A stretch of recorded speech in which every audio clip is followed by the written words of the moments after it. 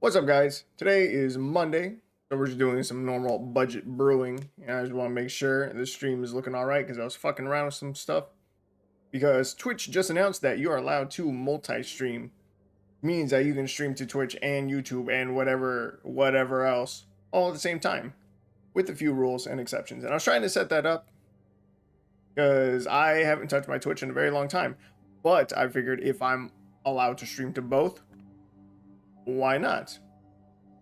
However, the program, the app, the website, whatever it is that you would use to stream to both, I was gonna use Restream. To get rid of the watermark for it, you have to pay for it, and it's like the cheapest option is like an extra $20 a month. I don't make any money from this, so I'm not gonna pay an extra $20 a month for nothing. Yeah. Just so I can also stream to like 5 people on Twitch. It doesn't seem worth it on my part.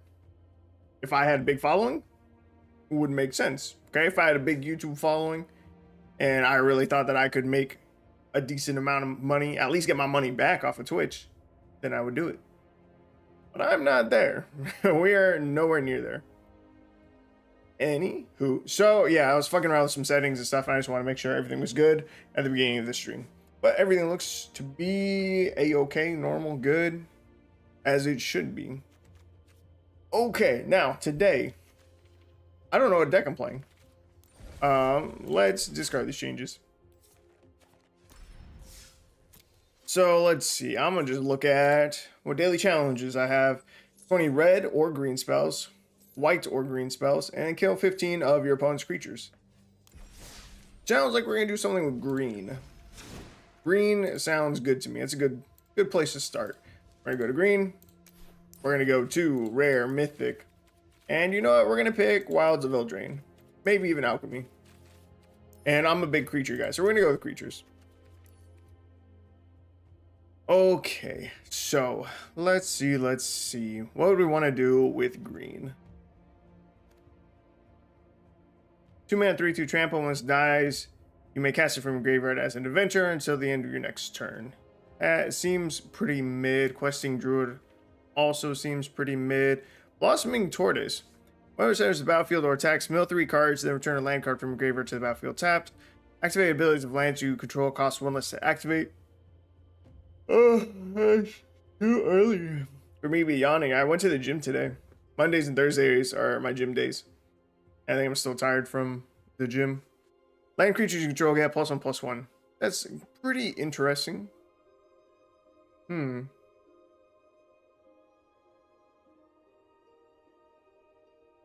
Land creatures. That's kind of risky. It's very risky, actually. Rough Triplets. 6-mana 3/3 trample. When this enters the battlefield, if it isn't a token, create 2 tokens that are copies of it. When this dies, put a number of +1/+1 counters equal to its power on each creature you control named Rough Triplets. I kind of like it. It's all right. Let's see. One sec.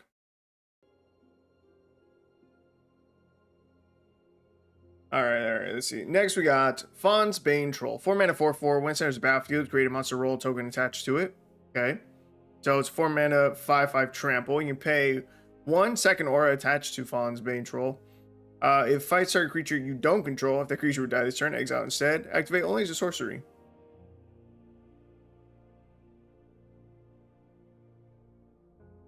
It's not bad. I like it. 4-mana 5/5 trample. You can pay 1, sack the trample to have it fight something. It's not bad. But is it enough? I don't see myself building around it. Not yet. Okay, let's see. Agatha the Vile Cauldron. 2-mana 1/1 human warlock. Activate abilities of creatures you control cost X less to activate, where X is Agatha the Vile Cauldron's power. This effect can reduce the mana and that costs to less than 1 mana. 6 mana, other trample. You can pay 6 mana, other creatures you control get +1/+1 and gain trample and haste until end of turn. Did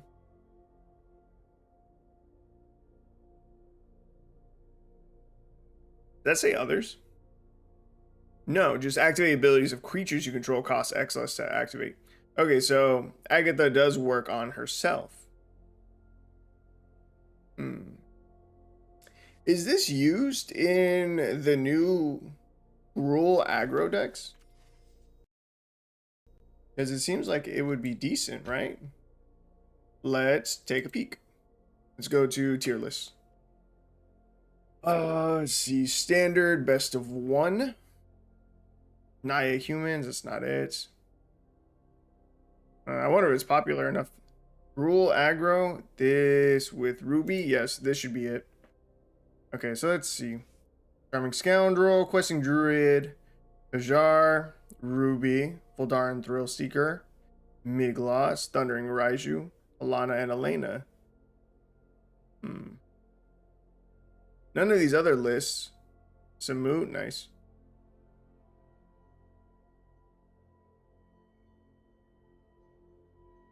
None of these other lists seem to use Agatha. Okay, okay.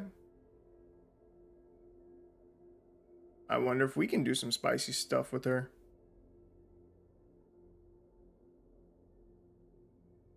Fuck, man, I'm so tired. This is stupid. I even took a nap earlier today. All right, let's see. So this is a consideration. Agatha of the Vile Cauldron. There's got to be something crazy that you can do with her, right? Like there has to be some kind of really cool activated ability that you can cheat out by buffing Agatha and then just reducing the cost like a ton, but not less than one. All right, Sir Joshua and Sir Saxon. 2 mana 2/3 with double team. Double team. When a creature with double team attacks, if it's not a token, conjure a duplicate into your hand, then both of them perpetually lose double team. If you control exactly 2 legendary permanents named Sir Joshua and Sir Jackson, the legend rule doesn't apply to them. Each other creature you control named Sir Joshua and Sir Saxon has Battlecry. Battlecry. Whenever a creature with Battlecry attacks, each other attacking creature gets +1/+0. Bro, what the fuck? What is this?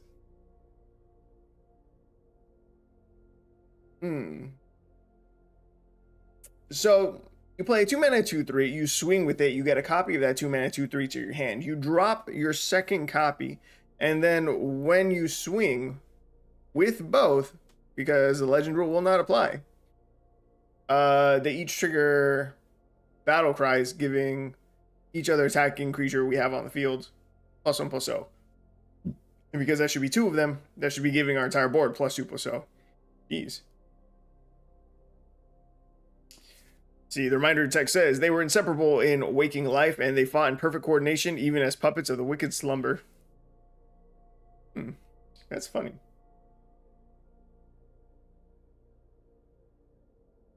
What a very weird card. Double team.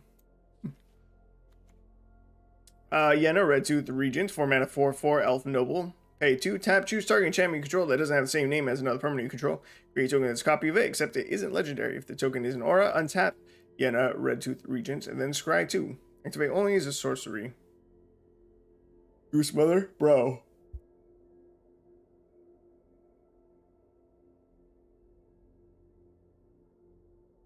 God damn, this is annoying. I want to stop yawning. Talking this much doesn't help either. If I'm not mistaken, I'm pretty sure. Oh, one second. I'm trying to pop my cheek. I want to say that you yawn to get more oxygen in your brain.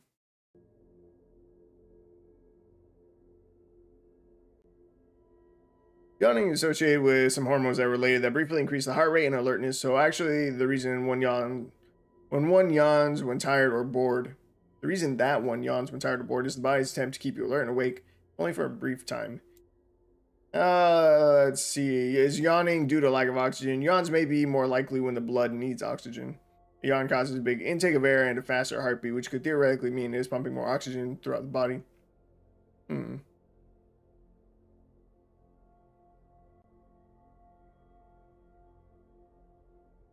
So, like, maybe. Okay, let's see. Adventures, no.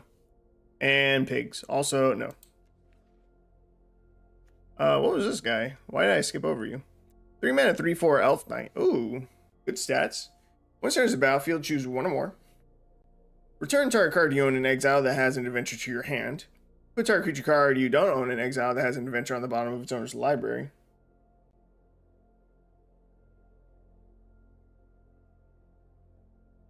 Or exile target player's graveyard. Can we use this? Return target card you own in exile that has an adventure to your hand. Fuck me, dude. God damn, leave me alone. Put a target card you don't own in exile that has an adventure on the bottom of its owner's library. So, what adventure cards will we run in mono green?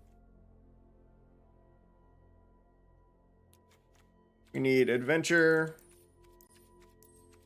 common, uncommon, doesn't have to be creature. Let's see. What would we realistically want to bounce back to our hand? Put target permanent card from graveyard on top of your library. See, whenever you cast a creature spell that has an adventure, Garenberg Squire gets +1/+1 on the turn. We can make a bunch of food tokens here with Curious Pair / Treats to Share. I'm about to fucking yawn again. I'm gonna lose my mind. Another way to create a food token. Hollow Scavenger. That card looks awesome, dude. That is great artwork. Show Georgi. Cool artwork. 3 mana, 3/2, pay 1 sack of food. Hollow Scavenger gets +2/+2 until end of turn. Activate only once each turn.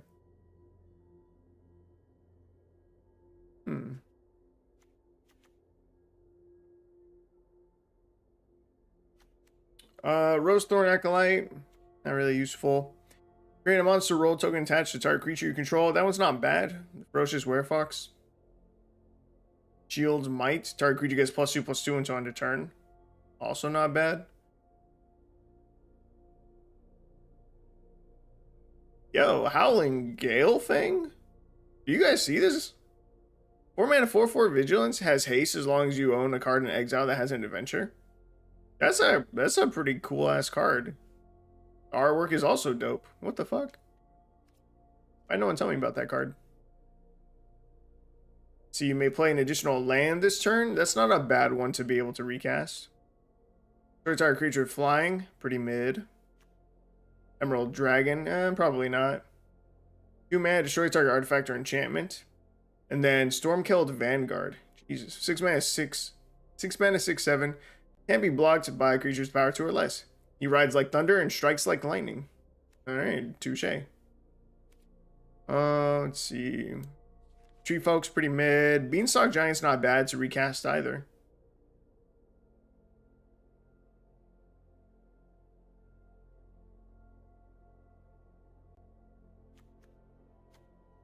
So, 4 mana to create 2 1/1s doesn't seem great. Till end of turn, it's pretty bad.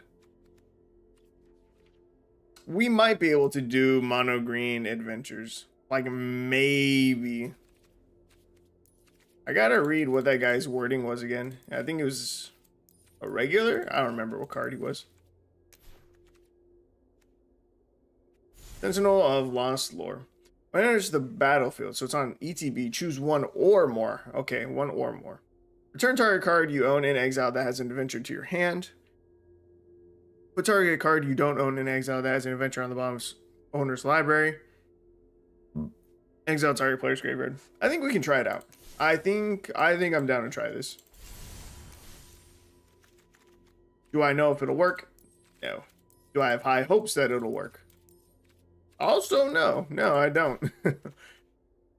I really want to keep it mono green, but I don't know that that'll be enough. We don't have a lot to work with, I don't think, so that guy's in. Anything that says adventure that's half decent, we're gonna put in. Let's see, whenever you cast a creature spell that has an adventure, draw a card. Edgewall Incubator is pretty good, yeah. Him and the Squire, they go pretty hand in hand. Honestly, I didn't even know the Squire was a card, and he's from the old Eldraine. Scavenger. We can continue to make foods off of this. I don't know if we would want to bounce it back to make foods. We could. Werefox. What else look good? Vanguard could probably go in. I think we're gonna have to be pretty top heavy. Beanstalk Giant. Guard. Fuck it. Rip my wild cards, dude. How am I out already? That's a lot of 6 drops. So we're really going to want to bounce this Fertile Footsteps using this guy often as we can. Short target creature with flying, 2/5 reach. We play an additional land. That seems really good as well. Let's see.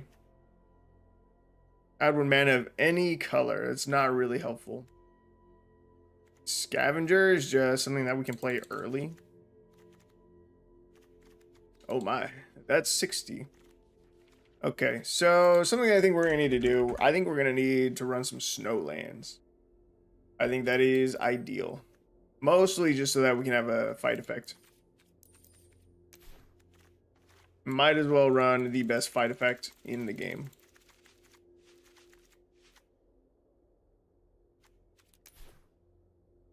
So, let's see. May play an additional land this turn. That's not bad. The Keld, even though I just crafted 2 of them, I think we cut back on you. Additional land. It's okay, but it's not really better than Into the North. This is really a 1-drop and then a 3-drop. This is something that we'd play on 2. This is something we'd play on 2. We only have 1-drop creature. 3, 4. This one we're unlikely to play. This is realistically a 3-drop for the Fertile Footsteps. We probably don't need Into the North. Again, this lets us play an additional land, and then this lets us search for a basic. Will we have enough? You know what? Holding the Werefox is pretty good too. It works very well with Beanstalk Giant. Right, but I need to fit in 2 more Blizzard Brawls. I definitely want a full set. What 2 cards do I cut? Probably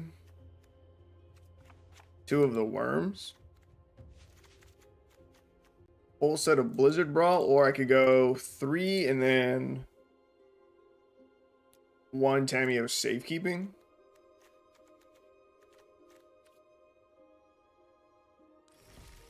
Let's give it a shot. Let's see what the deck can do.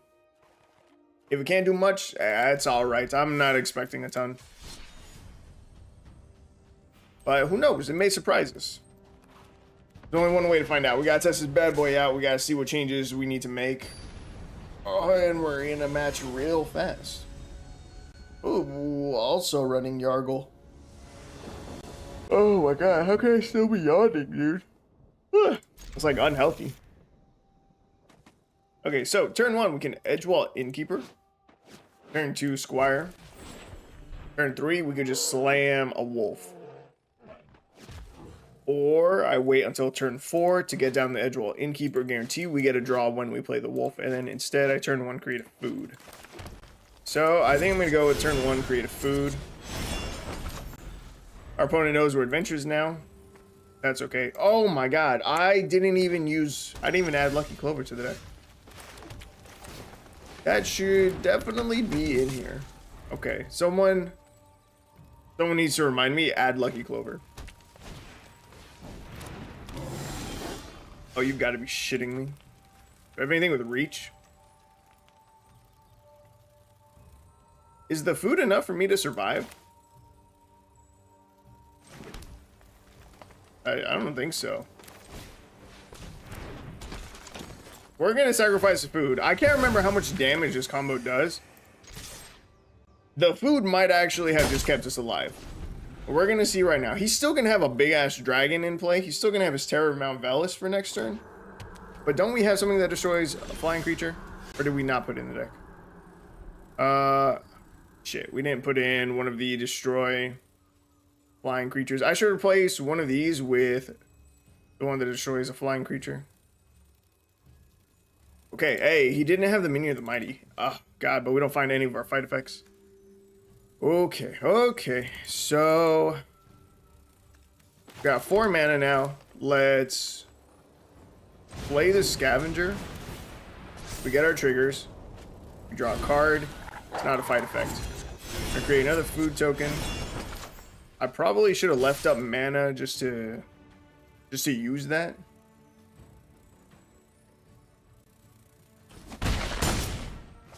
Oh, wait, the minion of the mighty has menace. I shouldn't have swung with both. Bro, what am I doing? I'm throwing. He doesn't have it still. Oh my god, okay. Okay, we're alright, we're alright. So, let's see. There's your library for basic land, put it on the battlefield, tap, then shuffle. We can do this. We can ramp, and then we can still crack our food.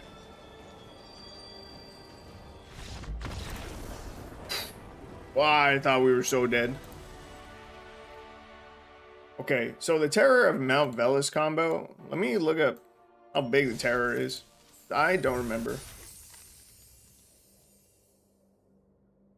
I want to know if our food would have been enough to keep us alive. Terror of Mount Velis, 5/5, flying double strike. So that would be 10 in the air and then 12 on the ground. So I think it's 22 damage. Because Minion of the Mighty is it 0/1? And you need 6 power, right? 0/1, 6 power. So doubled 12 plus 10, 22. Our food would have been enough to keep us alive at 1 health if he had the combo. But we definitely still would have lost because we would not have an answer to the Terror of Mount Velis. Yeah. So he would just kill us the turn after if he had gotten the combo off. He did not. That's very lucky for us. So that did tell me that I do want to cut out one of these. Let's see, adventure. Right, I want. It was what, the dragon? I think. Not that one. Not that one. Oh, maybe it was a worm. Nope, snake dragon. Do you? No. All right, I'm coming back for Lucky Clover. Which of these destroys creature flying? Ah, it's the Ettercap, bro. 5 mana, 2/5 with reach. That's so horrible. I thought it was something. Honestly, I thought it was the Beanstalk Worm, probably. I don't think it's even worth it. I don't think I can do it. Yeah, never mind. What did I cut? Vanguard? Okay. So, Lucky Clover.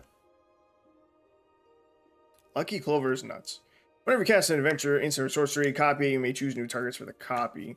That's just nuts. It's very, very good for us. So where do we make our cuts? Beanstalk Giant doesn't have reach, which upsets me to no end.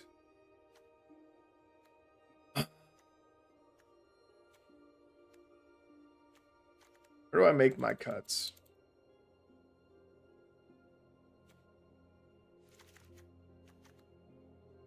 I think I want 3 of these.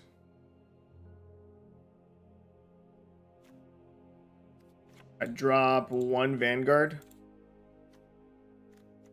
What is this ability? Destroy target artifact or enchantment. That's okay. Do I go down a worm as well? Sure. I need to either go down a 3-drop or a 4-drop. Probably a 4-drop. 4 mana, 4/4 vigilance. I think we drop a Gale Fang. I think this card looks really cool, and I really want to use it. And I really want it to be good. I don't know that it will be. It also doesn't have an adventure, and if we're adding Lucky Clovers in the deck, we want to get value off of them, so we need things that have adventures on them. And that one doesn't, and we just cut out 2 other cards that have adventures. So I'm hoping this is all right. Ferocious Werefox even that great to have 4 of? If this gets copied, we need to have at least 2 creatures on the board. I don't know. We'll figure. All right, we'll try it out. We'll go into game number 2. We'll see how it feels. We'll just continue making adjustments. No problem. No problem.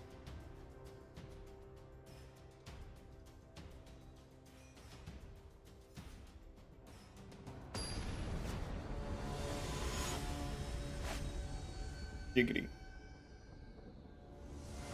Touche. Okay. So these 2 cards are not going to get any value for a little while. That's all right. Turn 1 Fabled Passage. Okay. I am just going to play out the Edgewall Innkeeper. I'm just going to try to curve out. No big deal. If these 2 die, it is what it is. We'll make do. Is this when? This is where we cast the creature part, right? Same with you. Okay. Ruin Crab. Very bad. We're going to be on the lookout for our fight spells.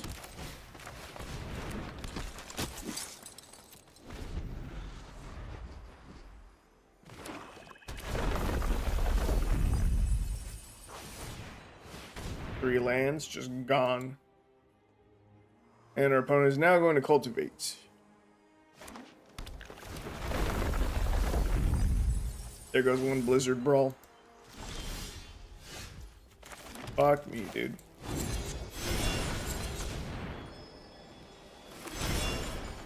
We help thin our deck for him. That's not good. This is not a good start. We scared him with having 1 mana up. He didn't want to risk the block. Oh my god, he's mutate as well, bro.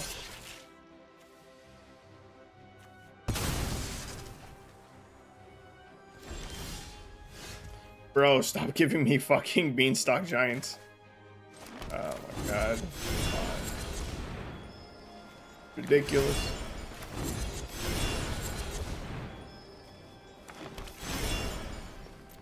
What does Chittering Harvester say? When this creature mutates, each opponent sacrifices a creature. Okay.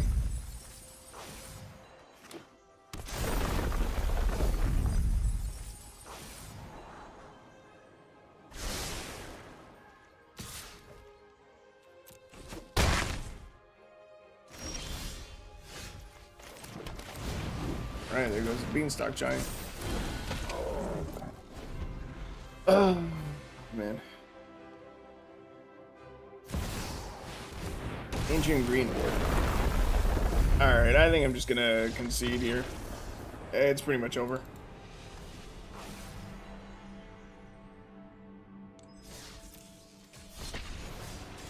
Moving on to the next game. Lack of removal might be an issue for this deck. I might need to go up to 4 Blizzard Brawls.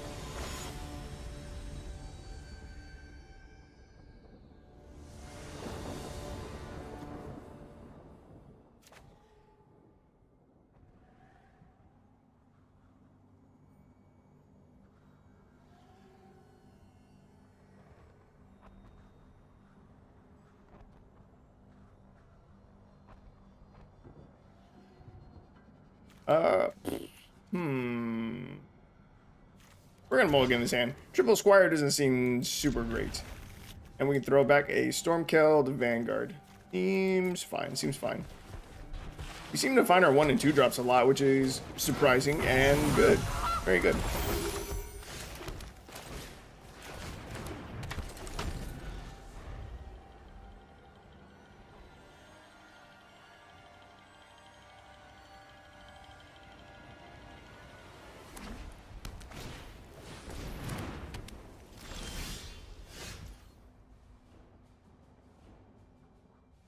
Alright, let's see. Turn 2.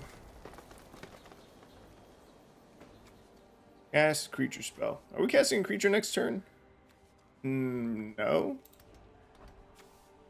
The draw from the Innkeeper kind of matters more. I'm trying to think. Do I care about making this a 2/2 next turn? Not a ton. Next turn we have 3 mana. I could create a food, but I'm not casting a creature alongside it. Whereas I can hollow scavenger, create a food, and then cast the scavenger to get the draw off the innkeeper. I'm gonna go for this, I think. This is, I don't know. I don't know if it's the right play or not. It feels awkward and it feels weird and wrong to have a 1-2-3 curve but not want to play it. And we don't have anything that curves out well on 3.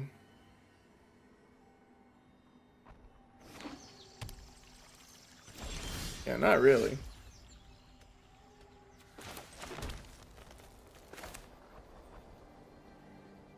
Like, I play the hollow scavenger here. We get the draw.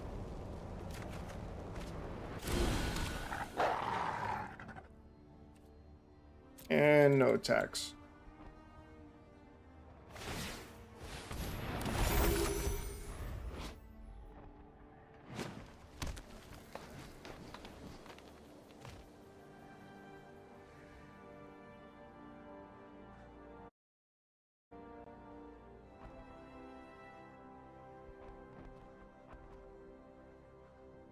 I want to take a look at our opponent's decks that we just went against. I'm not gonna lie, I already forgot. It was what?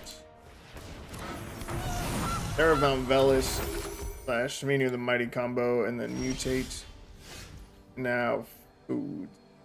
Okay.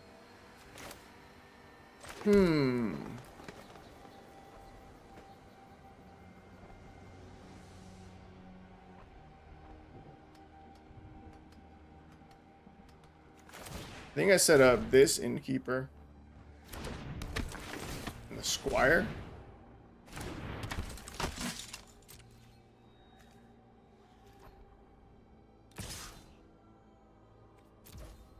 I swing the hollow scavenger. They're gonna sack a food, resolve. They can't pay 2 to draw a card. Oh yes they can. By sacking another food, right? Or is it just tap it? No, they have to sack a food.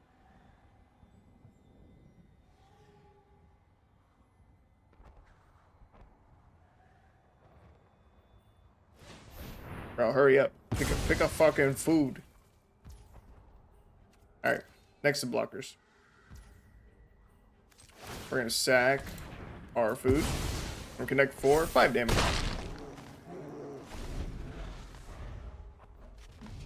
Okay. We haven't seen our rare yet. That is something worth noting. Have not seen our rare card yet. Opponent passes, is very suspicious. They haven't played anything really. We don't have anything good for turn 5 either. Let's go with... Honestly, I think I just hardcast the Fox. I really want this double draw off the innkeeper. Cameo safekeeping. That's a nice pickup. Right, from here we can just swing. I can get to hold up Tameo safekeeping, so that's good.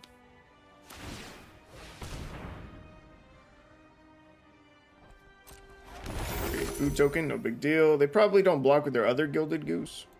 They do still have 4 mana. I'm worried about board wipes, settle the wreckage. Yeah. We have Tameo safekeeping, but that doesn't help us against settle the wreckage. See, they're definitely about to board wipe now, right? Like they have to. There's too much pressure and they're not doing anything. Revitalized? Okay.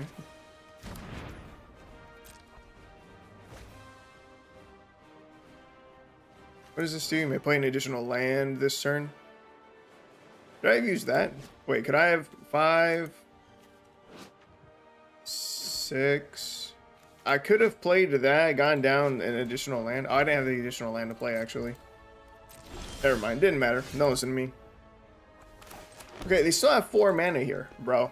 You're stressing me out.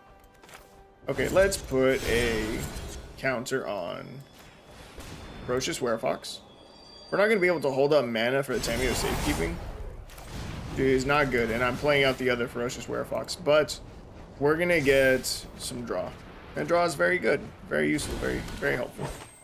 So even if we get board wiped, right now. Even if they settle the wreckage right now, I maybe should have held back the innkeepers. Should be okay.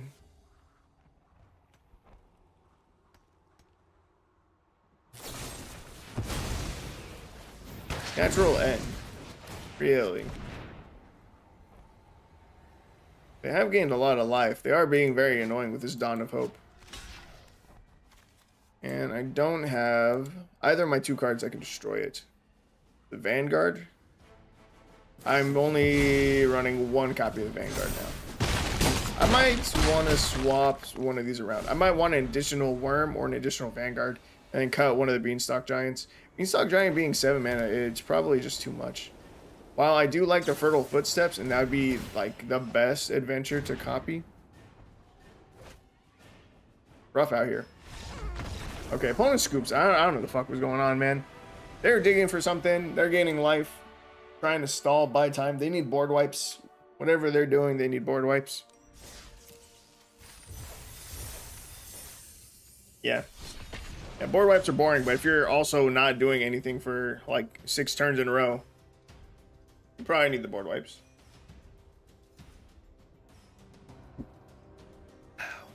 Yeah. While I find those cards very annoying, if your game plan is to do nothing, put them in your deck. It's the right thing to do. All right. I was gonna say, did I forget to put the Lucky Clovers in the deck? We haven't seen those either. Ah, we finally have a Sentinel in our opening hand, and a Blizzard Brawl. All right. Let's see what we can do. Phase Scorpion. All right, opponent, some kind of sacrifice deck. No big deal.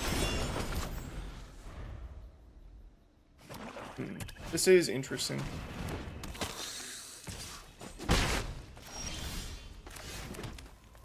I think I just sacked the food here. Now, next turn is where things get interesting because I could play this guy and put the food thing back into our hand. But that's like not super helpful.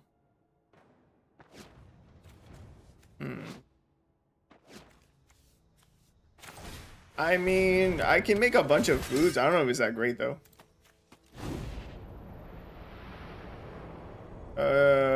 Let's see, yeah. Exile his graveyard, even though he has nothing.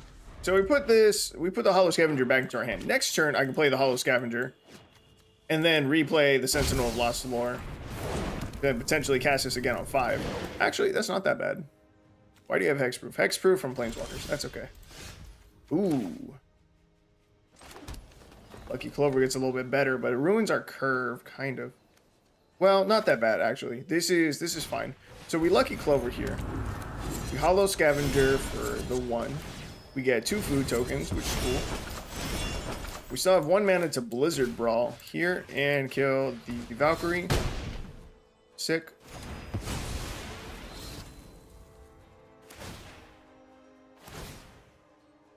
Bro, you have full control on? Fuck. Those triggers went on the stack really slowly. Anyway, we swing this. Now, next turn, we have 5 mana. With that 5 mana,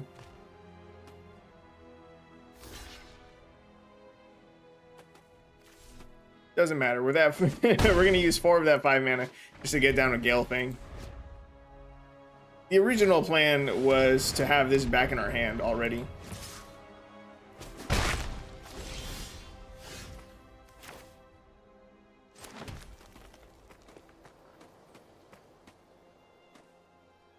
I mean, I can play this again if I want. That and that again. And exile his graveyard.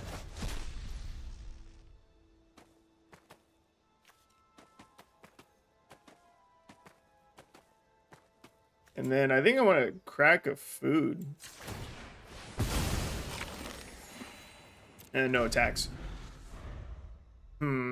This deck is weird, man. It's definitely clunky as hell. Okay, next turn we have 6 mana. Does that help me in any way, shape, or form? Not really. No big benefit. I can still slam this. I can play the Hollow Scavenger and I can slam the Gale Fang. That way it can swing with haste, but still. Not great. We're gonna have to sack one of our sentinels. Big bummer. And then he just sacks a scorpion.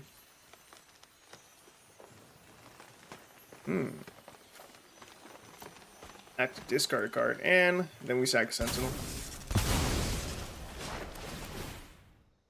I like his use of Nightmare Shepherd. It's a really cool card that I don't think sees enough play. He's not even a legendary, dude. Like, look at him. He definitely should be. Ooh, okay. We're in a bad spot. So I need to use this first.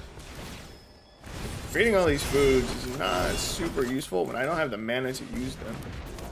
I have a 4/4 that I can swing and a 3/4. That's great. We're still just dead. Not great.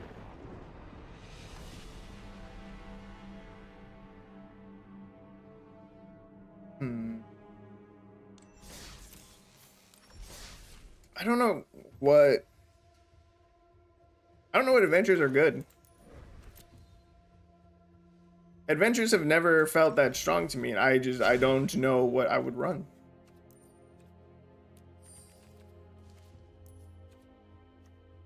So watch, we go to adventure.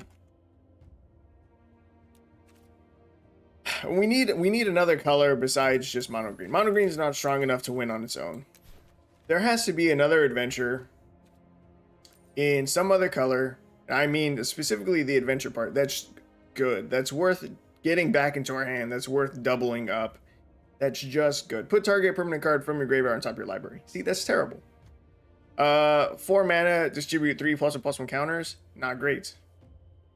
2 mana, draw 2 cards and discard 2 cards. That was not bad. The Tempest Heart's Body is also pretty good. 4 mana, 3/4 trample. Whenever you cast a spell with mana value 5 or greater, put a +1/+1 counter on Tempest Heart. Wait. That was not bad. I wasn't expecting blue to be in consideration, but blue might be in the running. Gingerbread Hunter. Puny Snack. 3 mana, target creature gets -2/-2 until end of turn. That's horrible. Black has so many kill spells for 2 mana. It's just not worth it. 1 mana. Create a 1/1 white rabbit creature token and gains haste until end of turn. Okay, mana cost-wise, that was not bad.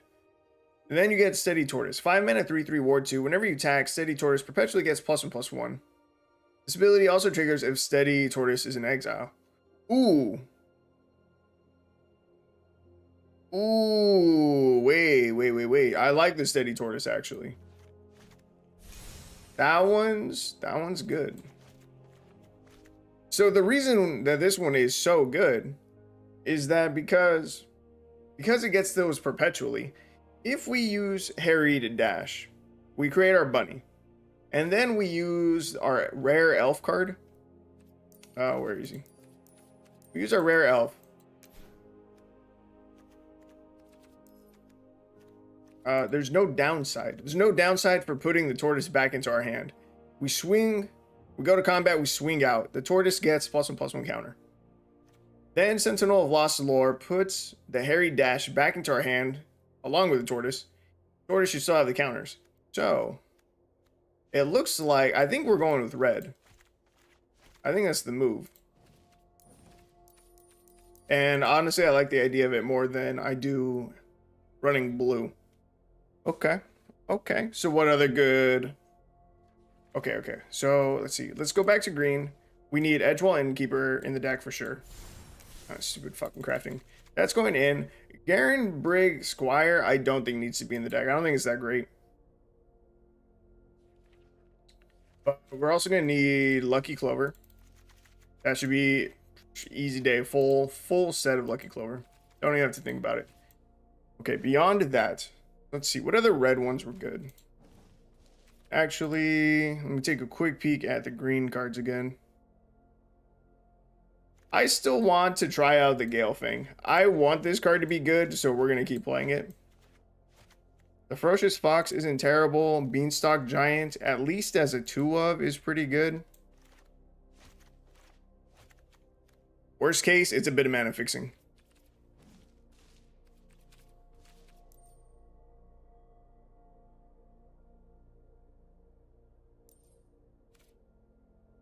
Okay, so we want to be attacking.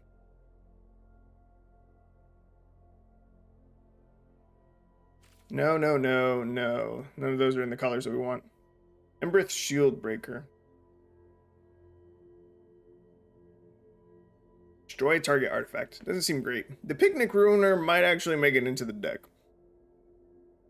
2 mana, 2/2. We play this on turn 2. Whenever it attacks while you control a creature with power 4 or greater, it gains double strike until end of turn. Sentinel of Lost Lore is so close to synergizing greatly with Picnic Ruiner.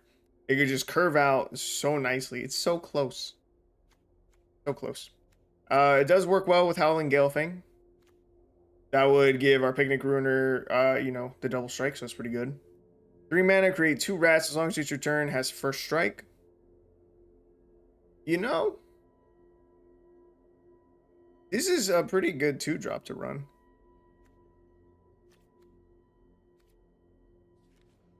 It doesn't curve well. Actually, it does curve well with the Edgewall Innkeeper. Edgewall Innkeeper likes us to cast creatures. So we turn 1 Edgewall Innkeeper into turn 2 Trainee. At some point, we cast the Harry Dash, get the Tortoise into exile. This is something that we would want to swing with. We want creatures that we want to swing with. That's it. We want aggressive creatures. I think Rimrock Knight might actually make it in too. The Boulder Rush is pretty good. Target creature gets +2/+0 until end of turn. I think this says other creature, doesn't it though? Whenever Picnic Ruiner attacks while you control a creature with power 4 or greater. Just a creature, so it can be the Picnic Ruiner. That's going to go in. Rimrock Knight's going to go in. There's a lot of 2-drops.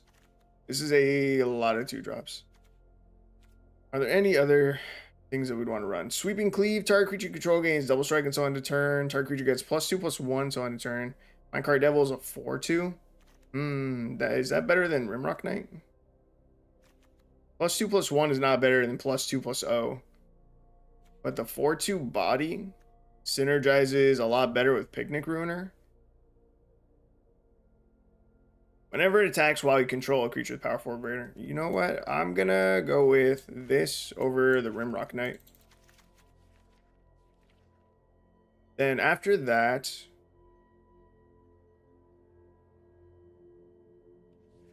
still have 2 card slots open, and I think they're going to go to Ferocious Werefox.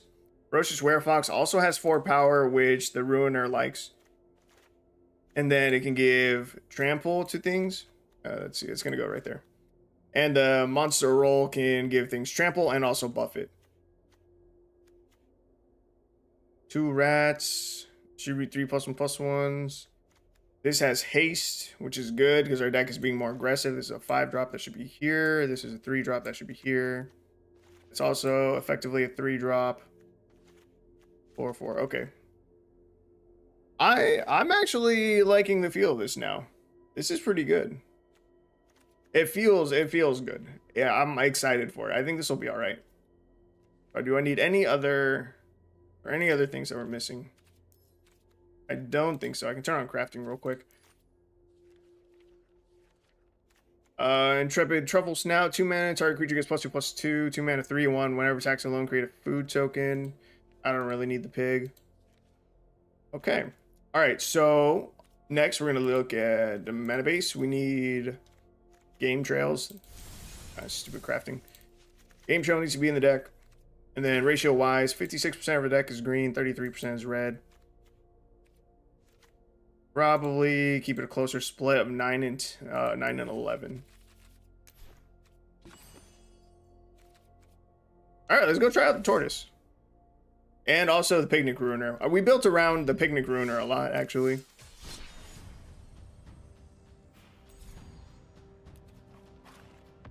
Hell yeah. I'm expecting this turtle to carry. Tortoise. I'm expecting this tortoise to carry. I think it'll be good. And I really like the fact that we have that hasty creature now with 4 power. Should be good. Should be decent at least. I don't think I've forgotten anything.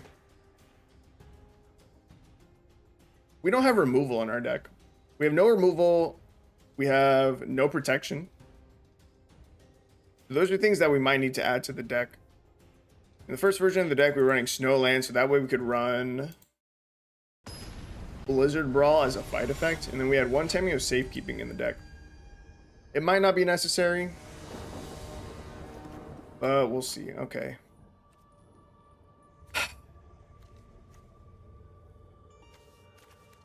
If we don't find a red source, which is bad. If we do, we're chilling. We just drop Picnic Ruiner, Edgewall Innkeeper draws us a card, and then we're good. I'm going to be greedy. I'm going to keep it. We're going to see if our mana ratio is just bad. All right, we're good. We're good. Found the mountain. Never punished. Wasn't ever worried. We're chilling. Question is, do I turn to Lucky Clover or do I turn to Picnic Ruiner? Ooh, second Edgewall Innkeeper. I can be really greedy and go for the second Edgewall Innkeeper. Try to get 2 draws off of this Picnic Ruiner. I'm going to be really greedy. I'm going to play Lucky Clover here. We're going to swing in for 1. Next turn, we're going to drop second Innkeeper, and then we're going to drop the Picnic Ruiner. Game trail. Nice. Good timing. Alright, Edgewall Innkeeper. Our opponent is probably playing some kind of control pile. If they want to board wipe at this board, I'm okay with that. We just drew 2 free cards. So we're chilling. We're alright. Again, if they want to board wipe this, by all means. Kill my 2/1/1s and my 2/2. Beacon, isn't this a Planeswalker card? Whenever you cast a Planeswalker spell, you gain 1 life. Ooh. That's a Planeswalker. Okay. Okay. I see you. Pain is weakness, leaving the body. You may sacrifice another permanent. If you do, you gain 1 life and draw a card. They have nothing else to sacrifice, so they don't do it. Makes sense. Man, we don't have something. We don't have something on an adventure to give this haste. It says haste as long as we own a card in exile that has an adventure. That would have been perfect. That would have been enough to kill Vraska. So I think we just set up Lucky Clover number 2. And swing as much damage as we can at Vraska. Yeah, that's awkward. Maybe we have too many lands in this deck now, actually. Our curve is pretty low, right? We have a ton of 2-drops. We have 12 2-drops. That's a lot. We might be able to cut back on 2 lands. I don't know if it's the right call. We did draw some extra cards, so that is a factor, but maybe we need more adventures in the deck. How many do we have? 3, 4.5, 5 full sets of cards. We have 20 cards that have adventures on them. That's a decent amount. See, all right. So when it enters the battlefield, choose 1 or more. Return target card you own in exile that has adventure to your hand. Put target card you don't own in exile that has adventure on the bottom of its owner's library. Yo, that's gonna be nuts against Doomscars, actually. And then exile target player's graveyard. I don't think our opponent cares about the graveyard. We're gonna play in Howling Galefang. And I think I say no attacks. They just played their Essica. Tab, add 1 mana of any color. Other legendary creatures you control have vigilance and tab, add 1 mana of any color. I don't think they board wipe it. They just played their Essica. -3, destroy target online permanent with mana value 3 or less.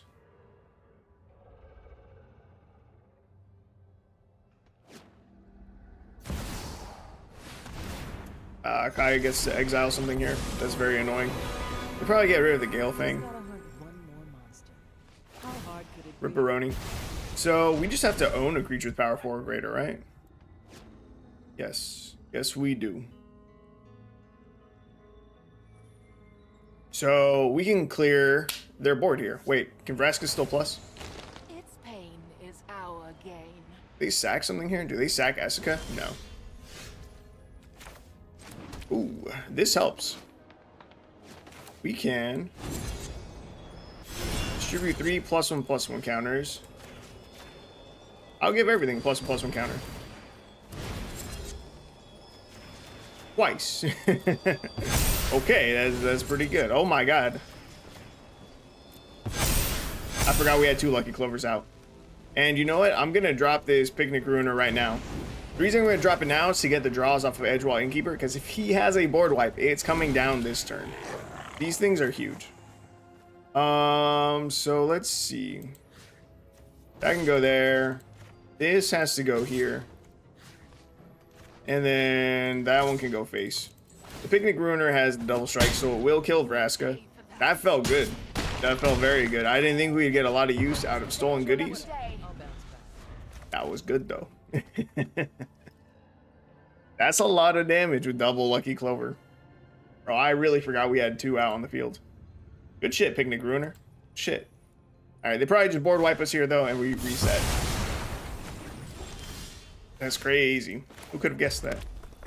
It was me. I did. I'm just gonna play Sentinel of Lost Lore, I guess. And we will exit our opponent's exile. Not exit. Exile our opponent's graveyard, and we call it there.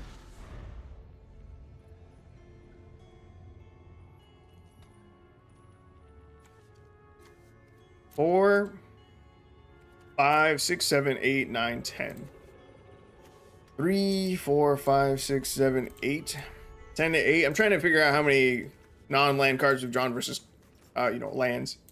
8 and 10. Means we've been a little heavy in our land draw. Just a little bit. I don't know if we need, I don't think we need to cut lands. I don't know that Beanstalk Giant really needs to be in the deck.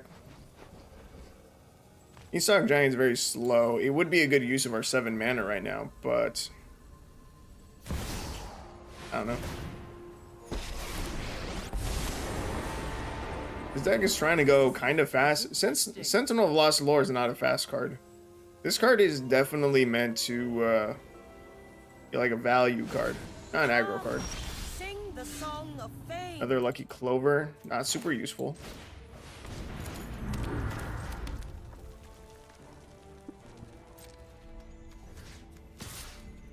Alright, opponent played a Hotly Warrior Poet.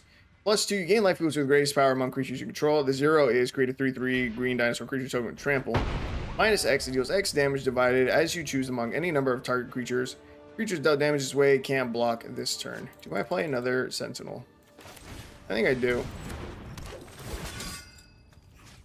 And he has nothing in his graveyard, but we'll exile it anyway. We're holding up the Howling Gale thing. Just to potentially get value out of a haste if we get an adventure that we can cast. Dude, any adventure we cast now, we're getting 3 copies of it. That's nuts.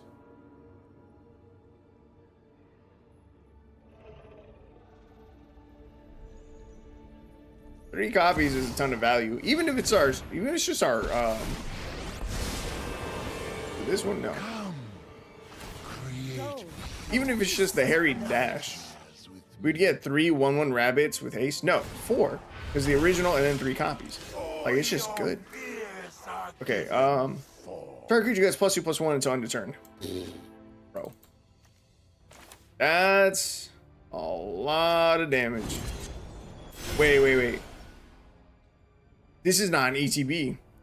This has haste as long as you own a card in the exile that has an adventure. That means I can cast the Howling Gale thing first before I play this, and it'll still get the haste. And thanks to Lucky Clovers, is there an optimal way to do this? I think I just spread out the damage.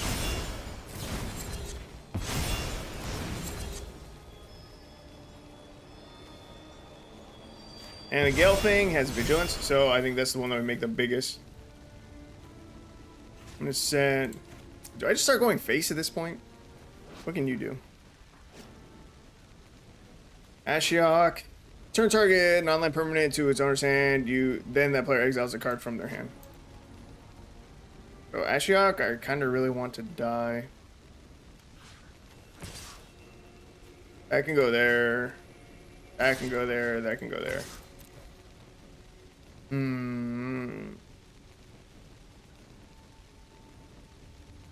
I hope he lets Ashiok die. When this blocks, I think we exile 2 cards, right? Whenever this creature attacks or blocks, each opponent exiles the top 2 cards of their library. He double blocks the 5/5. So he values the Hotly more. I'm okay with that. Ashiok's way more annoying. So we got what we wanted there. He kept his 2/3. He scoops. What a weird time to scoop. Bitchin'. This is only until end of turn. That's worth noting. I was not paying attention to the fact that that was until end of turn. That's why I double pumped to the wolf, because I thought it would maintain the buff, and it'd be better to have it since that card had vigilance. But it's just, it was unnecessary. All right, so let's see. Our average curve is 3.1. It felt like we hit a lot of lands. What if I cut back a forest and run? I really want a fight effect.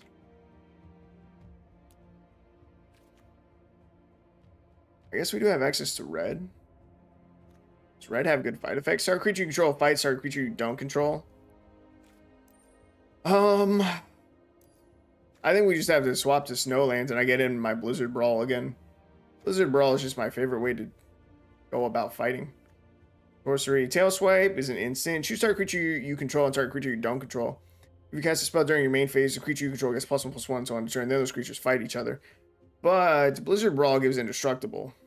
Indestructible is really good against Death Touch creatures. Those can be very, very annoying.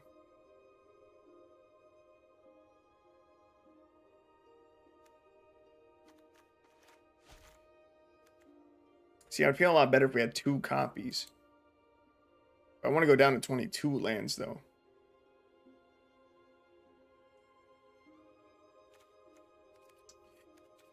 Probably could get away with it. It's greedy, though. It's definitely greedy. Oh, yeah, we need Snowlands anyway. Alright, snow, land,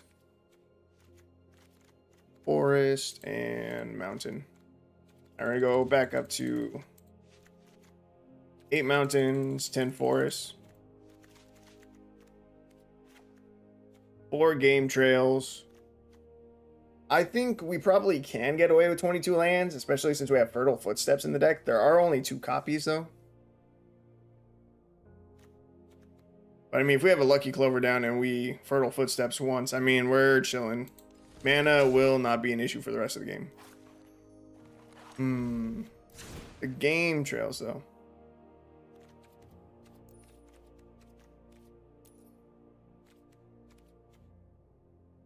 See, part of me wants to run the Highland Forests. Just because they're also snowlands. Because to get the Indestructible from Blizzard Brawl, we need 3 snow permanents, which means 3 of our lands, because we don't have any other snow permanents. I guarantee at some point, I'm gonna forget that we don't have 3 snow permanents, because we're gonna have a game trail on our battlefield as one of our lands, and I'm gonna try to activate it and use it like we'll have Indestructible, and it'll be a misplay. Ooh. Like I said, though, if we Lucky Clover into a Fertile Footsteps just once, we don't got to worry about anything. Want to play Cold Steel Heart? It's very suspicious. And they have snow-covered swamps. Bro, I don't know what is up with Magic. I don't know what is up with Arena. But they try to give you mirror matches. I know our opponent is running Mono Black and we're Gruul. But the fact that we're going against someone also using snow lands is very suspicious. And I feel like we just went against someone else who's using snowlands too, weren't we? No, I was going against someone else using foods. That's what I was thinking of, and that was like 2 games ago. Very suspicious. Another Lucky Clover. Yo, our opponent is ramping. I say, let's fucking match him, dude. Next turn, we get a Fertile Footsteps 3 times. Our opponent has 5 mana. That's cute. That's adorable. They play the One Ring. I don't give a fuck. Oh yeah, play the One Ring. You're super good at Magic. I know. You're so good at Magic the Gathering. Alright, we're gonna Fertile Footsteps a bunch. Hell yeah. Alright, forest. Mountain. We have 3 and 2. I'm gonna grab a 4th forest. Oh my god, we can play the Sentinel of Lost Lore here. Put the Beanstalk Giant back into our hand. Yo, and then we can do that again next turn. I can't target him.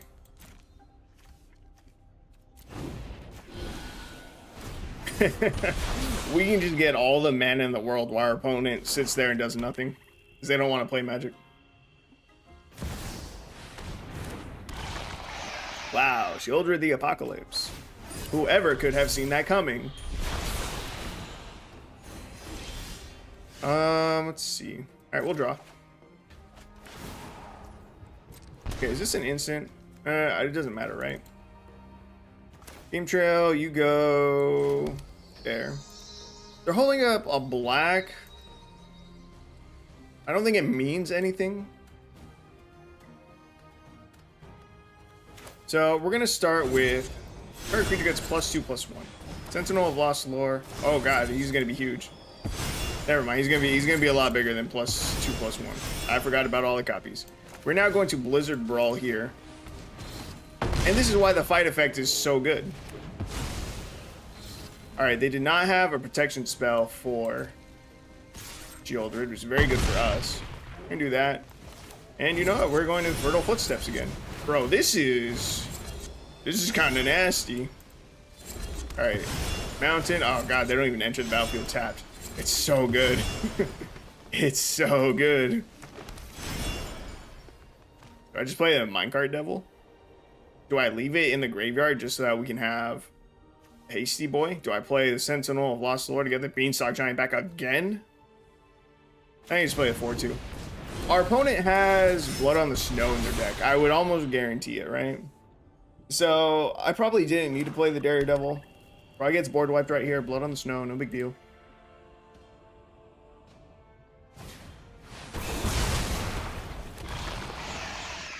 Except that Sheoldred being back is a big deal. That is problematic. Opponent's up to 3 counters. Oh, it doesn't matter with the Sheoldred out. Damn. We only have 2 fight effects in our deck. Bad. Would I have played around this at all? And value X or less, where X is the amount of snowman. No.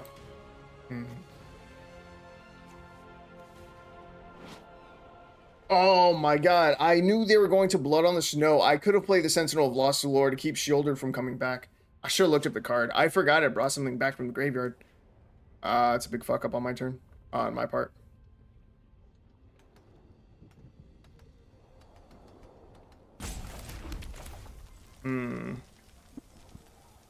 I'll play a Beanstalk Giant.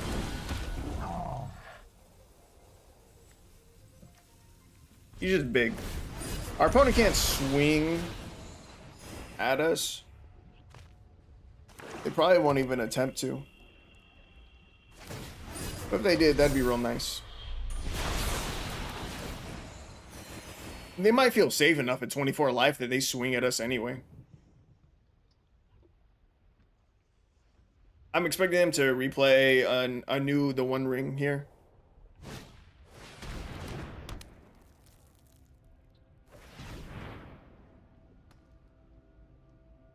Bro, oh man, we only have the one Blizzard Brawl left in our deck.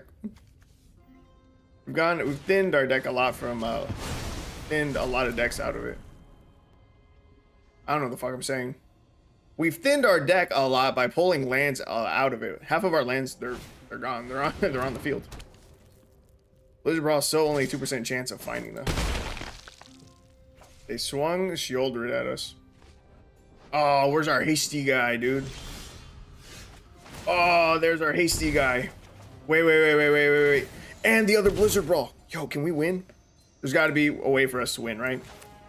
The hasty guy needs to come out 100%. If I use this, that's 4 mana. How much mana do we have left? 3, 4. We have 3 mana after that. I don't think it matters. So we can't win, can we? It's a lot. It's +9. Then we can also Blizzard Brawl to kill Sheoldred again.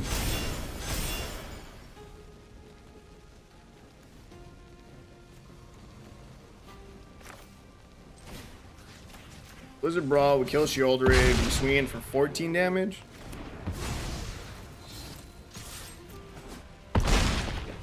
How How much damage does he take from the one ring? 4. Oh, man. That was a lot of damage. Our Howling Gale thing is huge. But I think that's it. I think that's all we can do.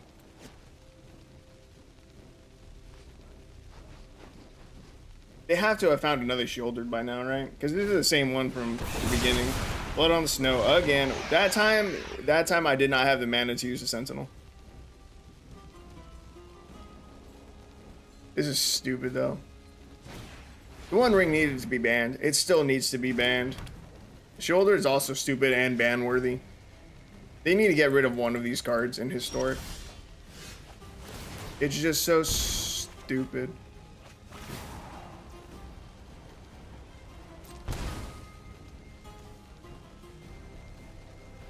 What's up, Rooker?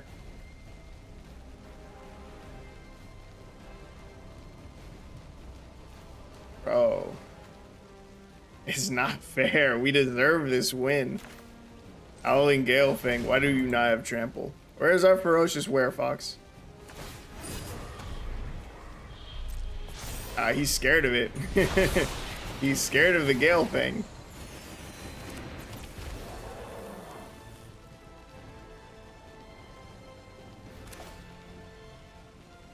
Wait, do I need to leave this here? Oh, wait. That's already... Okay, I need to do this. It doesn't matter what I do. We can't win. This is so dumb. We have so much value. We should win. You know, at least force Shelly block, like, maybe? If I recast Sentinel of Lost Lore, I can return target card and I can exile his graveyard. We return this one to our hand, exile his graveyard, which doesn't matter anymore. Then I can recast this and we can make Gale Fang huge. Bro, come on, look at that. Shelly, Shieldred is busted. Shieldred and or the One Ring needs to get banned, even in Historic. It doesn't need to be both. The nerf to the One Ring, it wasn't enough. I see it all the time still, and Shieldred is fucking retarded when paired with the One Ring. Shieldred's already stupid good. The One Ring is stupid good, and you put them together in the same deck, our opponent doesn't have to do anything. They don't have to play Magic. They just have to play Shieldred. Why? Oh, okay. Yeah. Then you just play Shieldred. And just keep on tapping. Keep on tapping that ring forever. Doesn't matter. That's stupid. We deserve that win. The deck felt really, really good. Still haven't seen this Tortoise yet, dude. It's on our box. And we still haven't seen him. So, you know, I'm kind of tempted to drop one of these Tortoises because we still haven't seen it. And go up another Werefox, so we have another way to give Trample. Wonder if I cut back on one of these as well. So I can get another Blizzard Brawl into the deck. And then, let's see, 61 and 29. We're getting real low in red. We're going to go down a mountain, up a forest. And we're going to hop into the next game.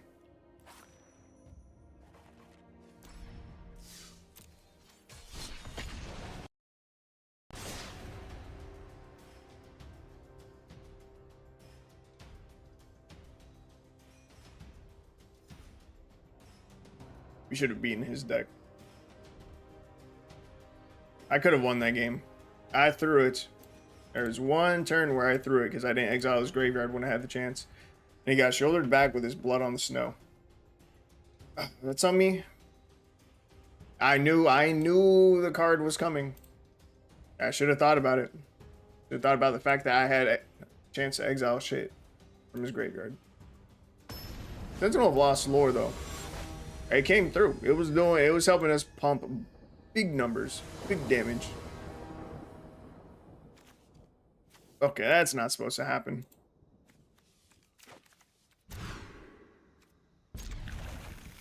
And we get rid of a Tortoise.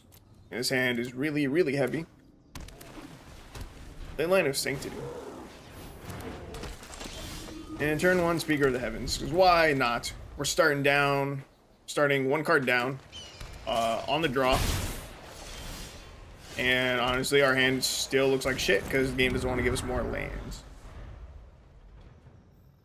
Yes. Let us start with every disadvantage. Oh, and of course, we didn't start with a turn 0 ley line as well. Ooh. Are you getting fucked on lands? It looks like it. Allow me to Beanstalk Giants in front of your face. Grab that.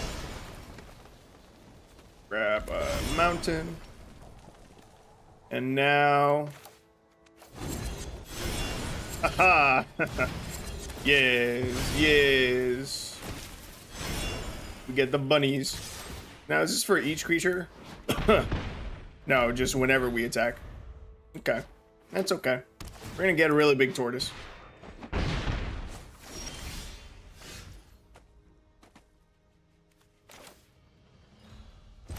Okay, we need to connect for damage. Howling Galefang does have haste right now. Golf. They maybe chump block. They go down. I think I need more damage. So I'm going to give the Galefang trample. Oh. And one of the bunnies. So that way we can keep our opponent as far away from 27 life as possible. Because there's a slight chance that they chump block the Galefang with Speaker of the Heavens. Collected Company. But then again, if they chump block the Speaker of the Heavens, then the Speaker of the Heavens can't get the triggers. It probably wouldn't matter. Splendid Angel, that's bad. I don't think we have anything with reach.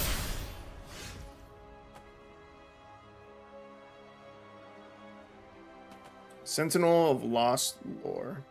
We can put Beanstalk Giant back in our hands. We can double Fertile Footsteps. Gives us 2 mana to still do what with? Only 1 card, right? Return target card you own in exile that has an adventure to your hand. Big as a tortoise. 5/5. Ward 2. No reach. Trample. No reach. Haste.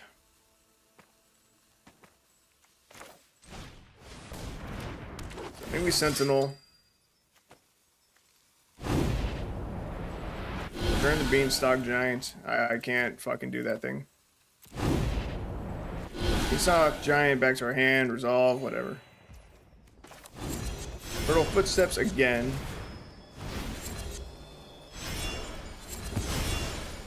Forest. Mountain. Are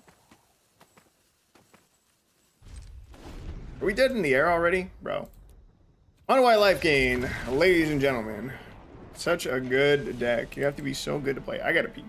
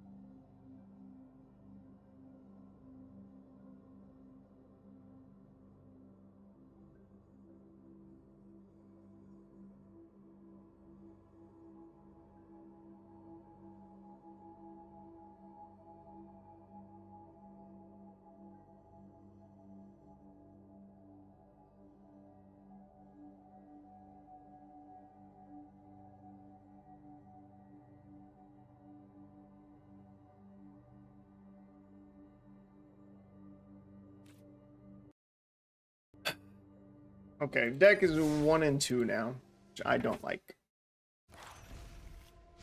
You haven't really seen the Ratcatcher trainee do anything yet. We maybe just don't even need it in the deck. If I get rid of that, What else would I like to see? Honestly, instant speed interaction wouldn't be bad. I want a Tameo safekeeping, and then honestly, we're gonna put in lightning strike. Anything better? Common, uncommon, instant, heal. Ooh, a little synergy. We can run some frostbites. We do have the snowlands going on already.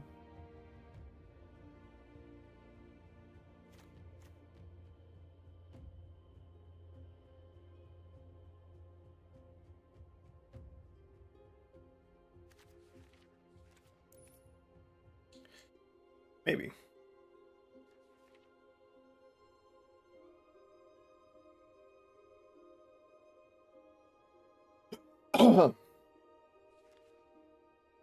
Anything better?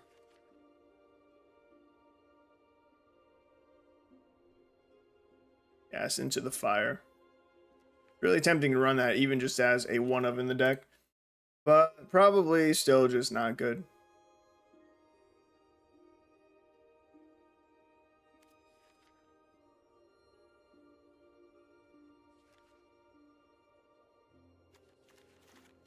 Okay, I'm gonna do one lightning strike.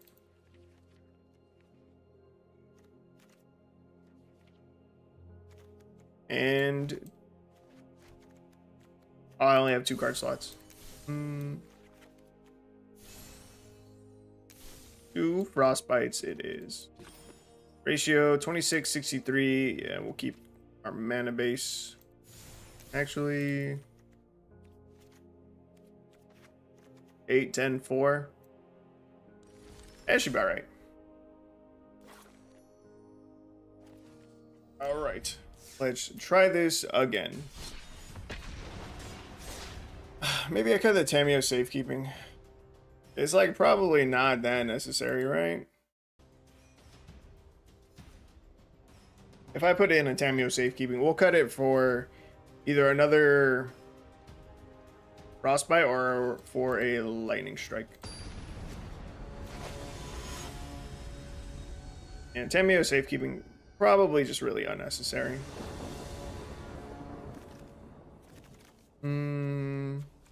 Okay. Okay, we can work with this. I think we don't Edgewall Innkeeper on turn 1. I think we edge. Oh, wait. I guess we should have. I'm just a little bit dumb. Edgewall Innkeeper cares about us casting creature spells. This is not a creature. It makes a creature, but we're not casting a creature spell. Technically just missed out on 1 point of damage.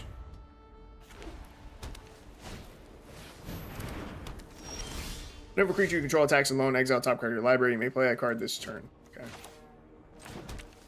Swing here. Tortoise gets bigger. That's good. There's nothing for us to do this turn, but next turn we can drop a Gale Fang and you'll be pretty beefy and have haste. So that's good.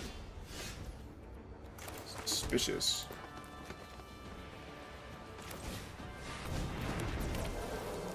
Swing in for 6. Deck's doing good. Does good stuff when your opponent plays nothing. Board wipe? Bro, no fucking shots. So dumb. Alright. Hasty Gelfang for another 4. Got removal for it.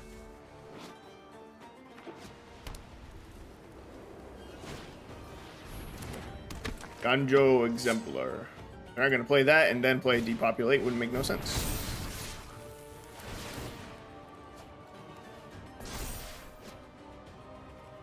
That's okay. Angel Fire Ignition is cool. That's cool. It's cool. No, I don't want to play super heavily into a board wipe, right? I think I probably just Blizzard Brawl here.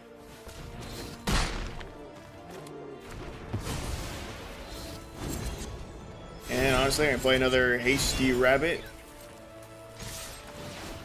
Swing in for 6. Keep buffing our tortoises. Opponent's down to 5. They can flash this back. I would like one more land. Oh, they had a Wandering Emperor. That's not good. Is this an instant? Yo, this is an instant? That's crazy. Let your blade do the Let talking. me just throw that onto you. Frostbite this. Tell me that's game. Tell me it's game, baby. Let's go. Hell yeah. Bro, Frostbite came in clutch. We had a Tameo safekeeping. He depopulated, right?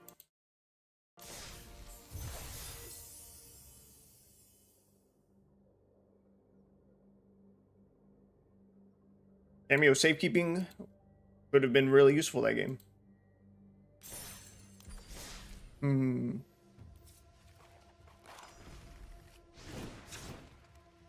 Blizzard Brawl definitely better than Frostbite. I definitely want to keep 3 Blizzard Brawls. Question is, do I swap the Tameo safekeeping for Lightning Strike? I don't think so. We struggle to hit land number 5, but that's okay. That only stops us from playing 1 card in our deck. Because even if we had drawn the Beanstalk Giants, we just Fertile Footsteps, and that gets us closer to the 5/6/7 mana that we need for a Beanstalk Giant. But the rest of our deck was online, and it got there. So I think we're okay. I think we're chilling. Hell yeah. Alright, let's go into the next one. I don't have beverage. I left my drink over there.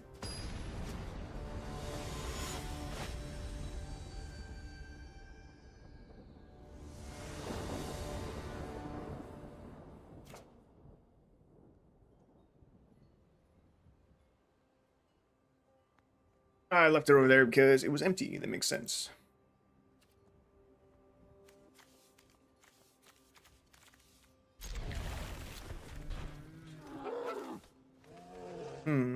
Our curve is a little bit awkward here. Our opponent's running a random number of cards, 86.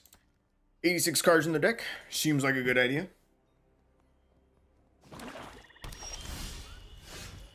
Right, but what I am thinking is that I think we turn 2 Picnic Ruiner, turn 3 Get Down Lucky Clover, and hope we find a 1-drop to play alongside the Picnicker or the Ruiner. If not, no big deal. This is very interesting. This is the first card that we've gotten to see. Do not fucking poison the cup already, bro. You're such a bitch. Literally the biggest bitch in the world. That was finally going to be the first opponent that we go against that has their own card on an adventure that we can interact with. I'm just going to play a Lucky Clover. And then next turn, I'm going to play 2 more Lucky Clovers. And after that, I'm going to hope that we have something else to play. Over. Why is that swamp different? It's ugly. Alright, we got triple clovers, man. Triple. That's 3. That's 1 more than 2, which is 2 more than 1. We better be able to win. Where's my rabbits? I want the rabbits. Oh.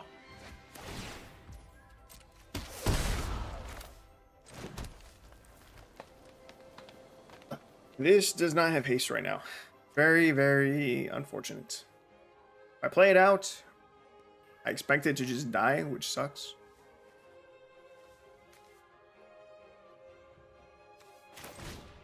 If it lives, I get it to live for 1 turn. It's really big damage. It's not gonna live. Maybe I should have just passed. Take the 1 toxic. Wait to draw another card. Go for the throat. Yeah. Actually, it wouldn't matter.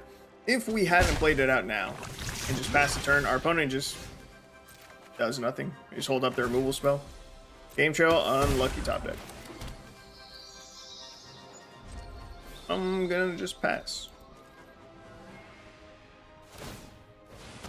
This is really annoying though. Like, bro, I need a creature. Give me any creature. I'll get a ton of value off of it. Bruh. Are you fucking serious?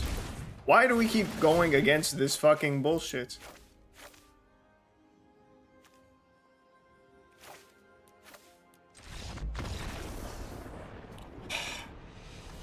That was another opponent who had Shouldered in their deck. I don't know why the game is putting us up against these people.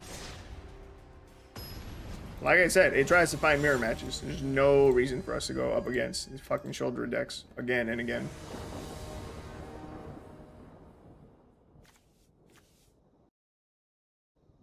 Alright. Game Trail, Snow-Covered Forest, Edgewall Innkeepers. Stand is almost really crazy.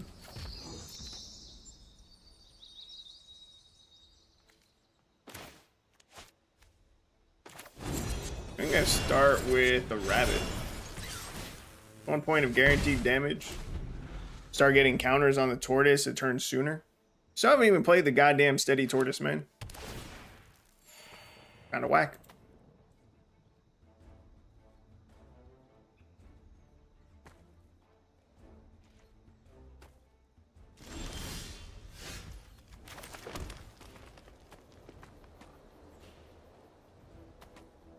I'm gonna play the Edgewall Innkeepers here. Our opponent has something. Probably play Fire or a Shock. We got something here. That's okay. If he wants to kill one of the Innkeepers, that's fine. As long as we don't get board wiped on 4, we're chilling.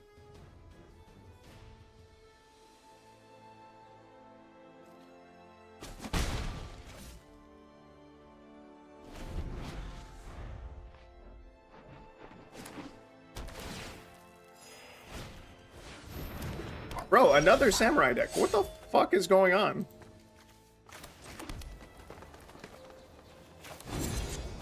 Samurais are not that popular. I shouldn't be seeing 2 in the same night, and I shouldn't be seeing a bunch of Shielders in the same night either. I should have grabbed probably another red source, but it's okay. Bunny dies here. R.I.P. Bunny. That's okay. We got a counter on the Tortoise. I really thought we were going to get more lands because I'm so used to having Lucky Clover out when I cast the Fertile Footsteps. Clown, it's on me. No blocks. Got buff spells? Oh. He's got another Samurai, though. Says go. It's very suspicious. I don't like that at all. I'm going to Sentinel. And I'm going to return...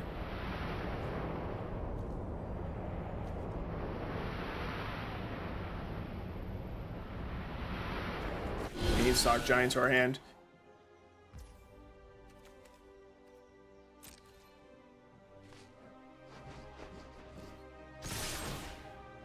No shot. Yeah, settle the wreckages. 2 Edgewall Innkeepers, right? Yeah, it doesn't do anything. Oh. Play with fire in my face. He doesn't kill the Innkeepers. Probably because they haven't gotten us any value yet. Oh. Still disrespecting the Innkeepers.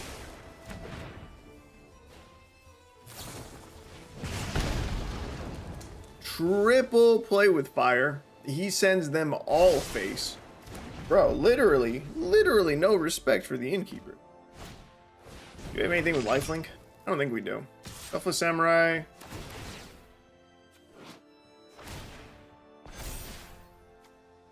First strike. Yeah, it's not a good block. Another Edgewall Innkeeper. Bro, I'm 1 mana short. Come on, don't do me like this.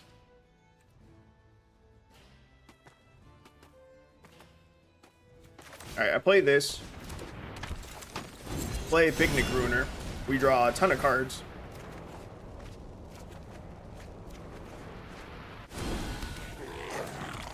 And Lucky Clover.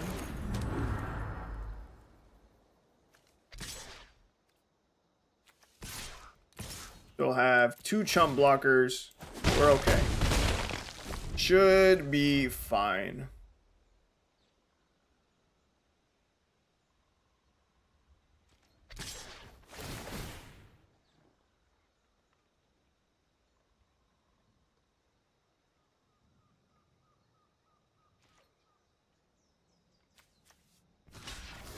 I'm gonna chump block with the Edgewall Innkeeper. I don't know if it's the right call, but it's what I'm going with. There's no way I burst him from 23, right? Probably not. Bro, why does Beanstalk Giant not have fucking reach? This is the worst card that ever got created. We have a huge tortoise. Nothing to do with it, though. Potentially draw into something that we need here. This is why I should have blocked with Picnic Ruiner. I knew it was the right call, but I just didn't want to make it. Could have found some kind of out here, maybe.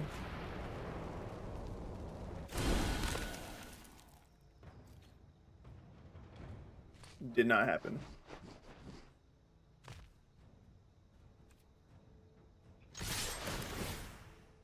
We're gonna swing out.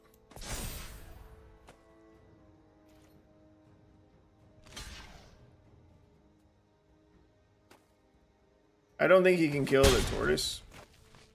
So the tortoise can block Selfless Samurai. We really have nothing to deal with flying. Bruh. Bruh. Bruh. You have to find Blizzard Brawl, that's it. Our only option.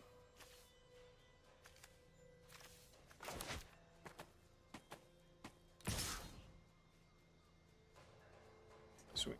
Here. We're dead next turn unless we can do something here.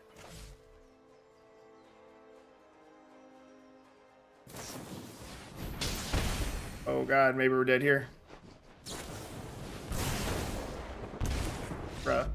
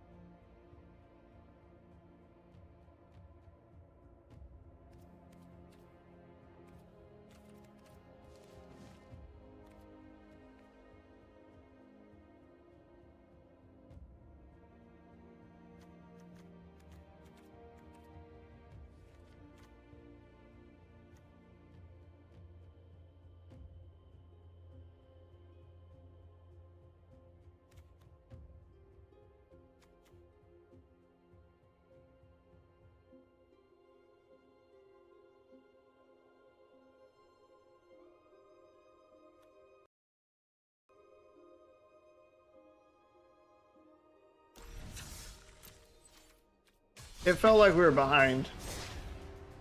And you know what? We were. We started on the draw. I don't remember if we mulliganed. I don't remember if we had a mulligan. But we did start behind. Which is why we lost.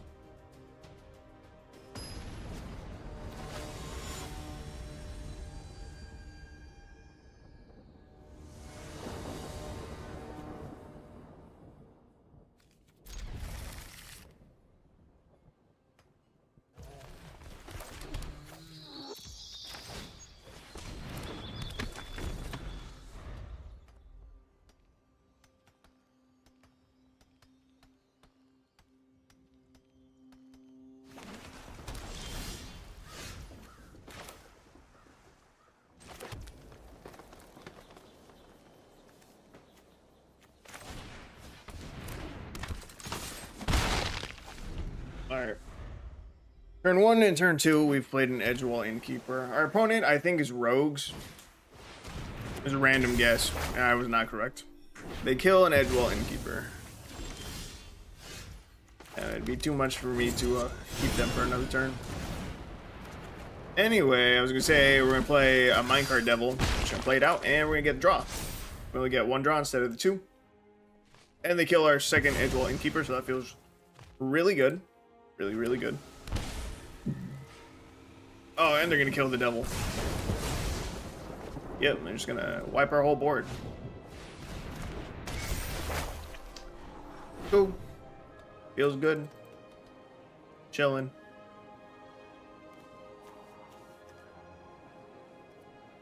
Why are you looking at my lands?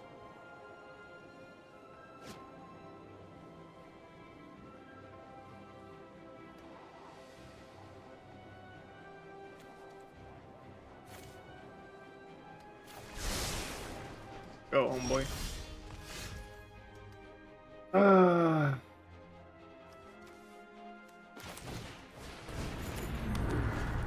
And we miss a land drop.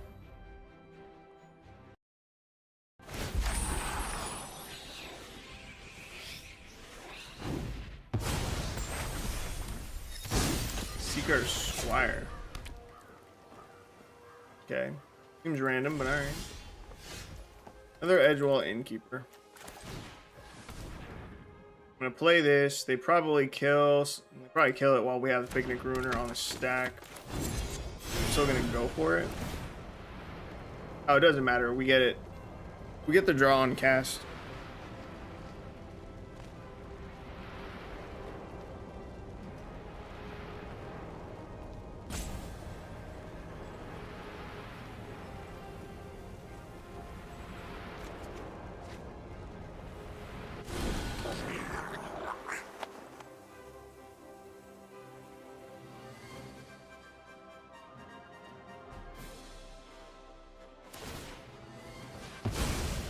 That's what they've been looking at my lands for this whole fucking time? Their Field of Ruin?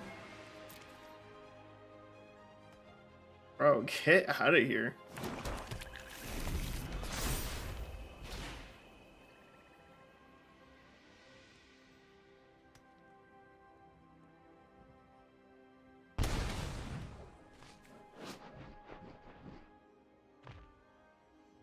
Did they just pick a random ass card? I think they did.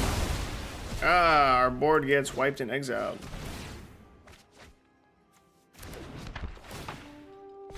Oh, I thought they were naming something for our deck. I think it was for theirs.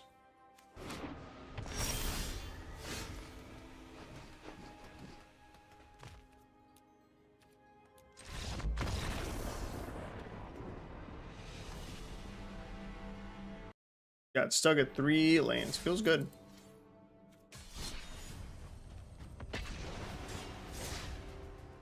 I'm lying. It does not feel good. We're 2 and 4. This version of the deck is 1 and 3. I don't understand why it sucks so much.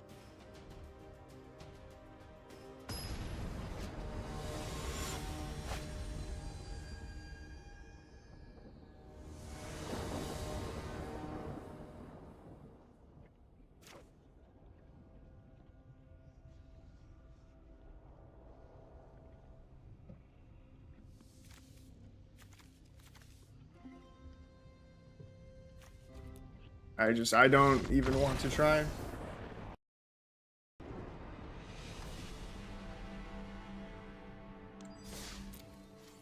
Am I stupid? Am I retarded in building this deck?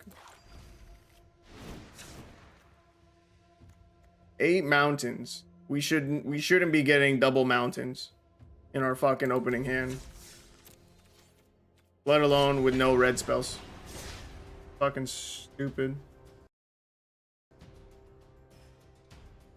Oh my god, what the fuck is this? I thought it was Pioneer.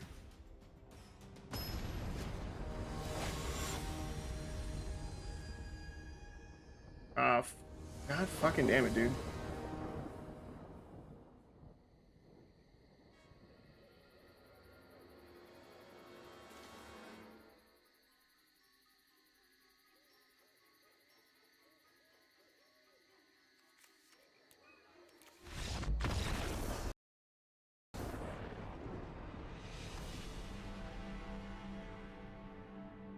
Do I not know what Pioneer means? I thought Pioneer was a budget thing.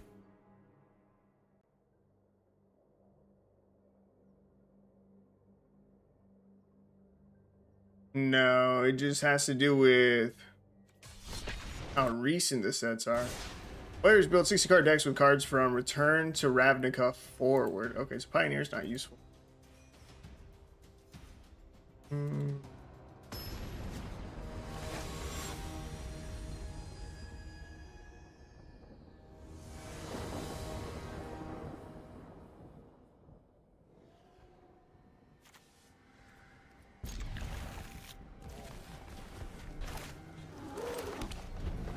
Okay, so I think this deck is just a failure. So we're gonna have to upgrade. If we can add more rares to this deck, it becomes a lot better. Even just adding something like Bone Crusher Giant, huge. Huge for our deck. This thing could be dead right now. Or we cast Stomp. Oh, Jesus Christ. Jesus fucking Christ. Or we Stomp, you know, next turn maybe, if we hit land number 4 with another Lucky Clover. We just wipe his board. Fix. I can't believe how awful our opening hand is. I should have just scooped.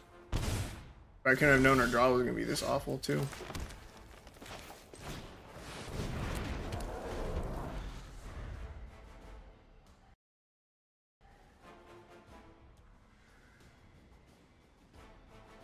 Honestly, I really just need the Bone Crusher Giant and it'd be fine.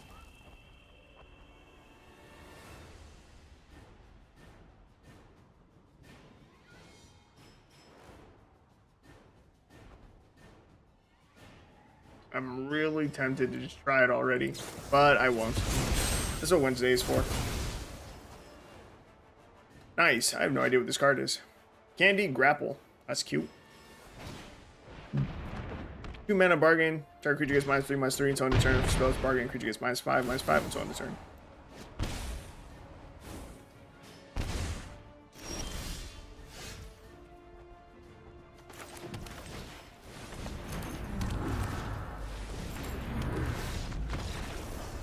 It's cool.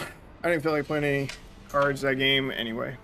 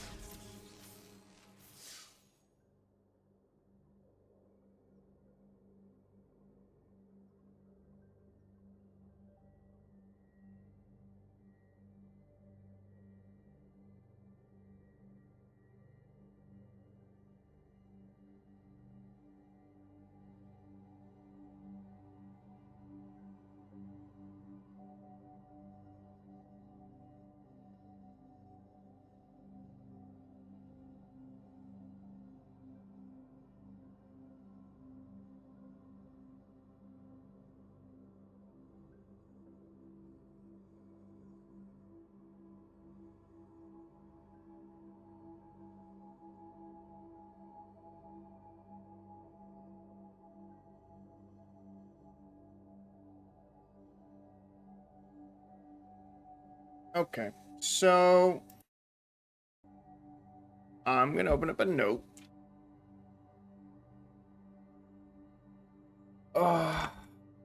Rule Adventures. Save as. I don't know. Wednesday decks? We're just gonna call it Wednesday decks. And Wednesday decks are just failed decks. And since this deck was a failure, it needs more rares to be good. We're just gonna get rid of it. I'll write it down, save it for Wednesday, and we're gonna move on. I don't even know if there's anything else I want to play. Really a bummer, like a huge bummer, when a deck just fails so much.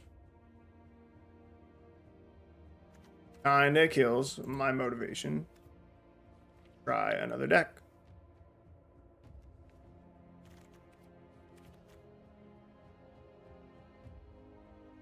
I think this card was used in a mono white aggro deck. Isamaru, Hound of Konda. Yeah, I don't know, man. I didn't have any inspiration coming into today. I am still tired, and now my motivation is also gone, so I'm not feeling great. Dorned Pouncer. I love a Dorned Pouncer. I really like Eternalize. Eternalize is cool.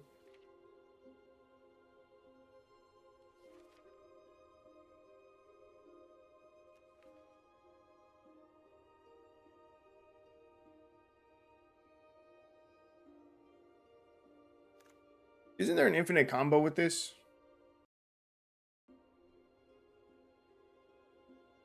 Let's take a look. Oomph combo. Modern deck of the week. Yeah, modern.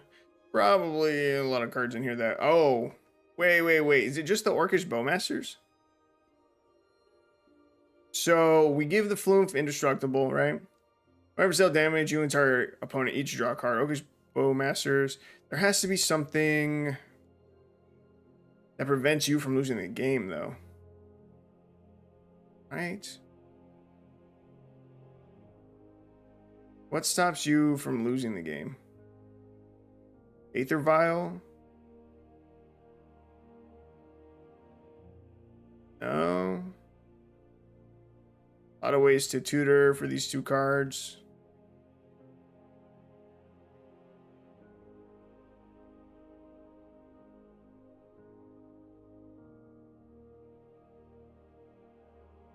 Am I missing something?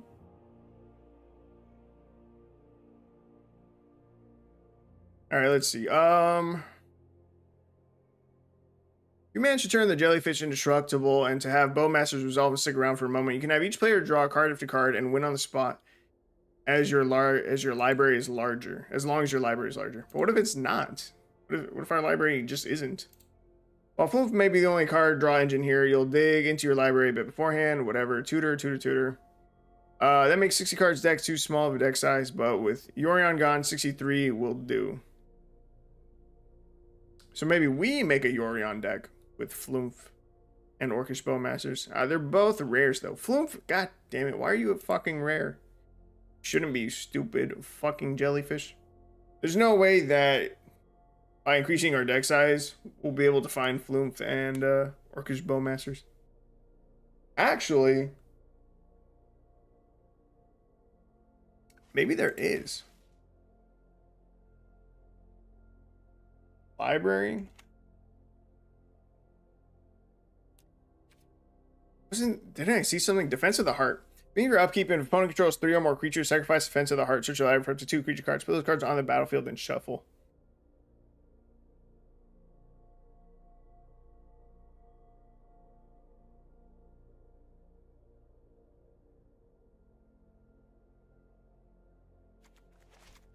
If I use 2 Defense of the Hearts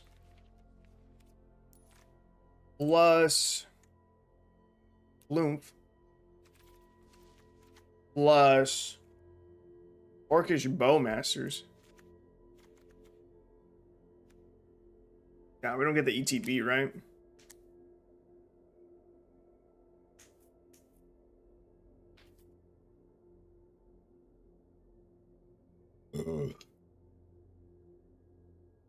Bro, this combo would have been sick before the nerf. God damn it. I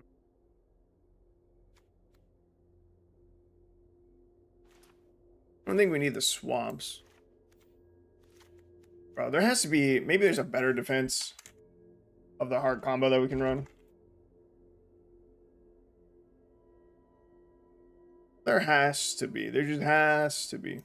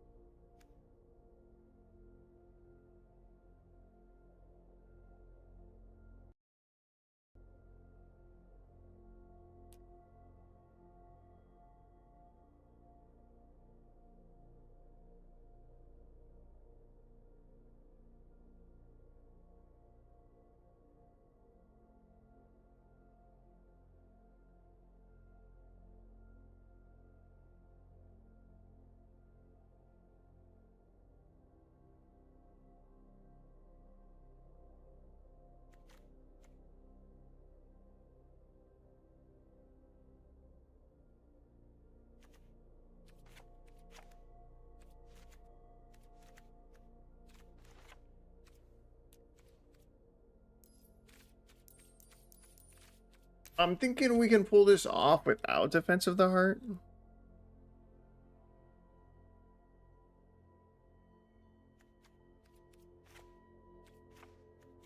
It's probably more consistent with defense.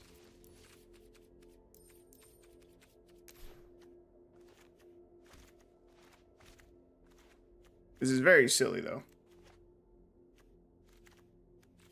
Okay. So let's see. Yorion. Is there any benefit to actually running Yorion?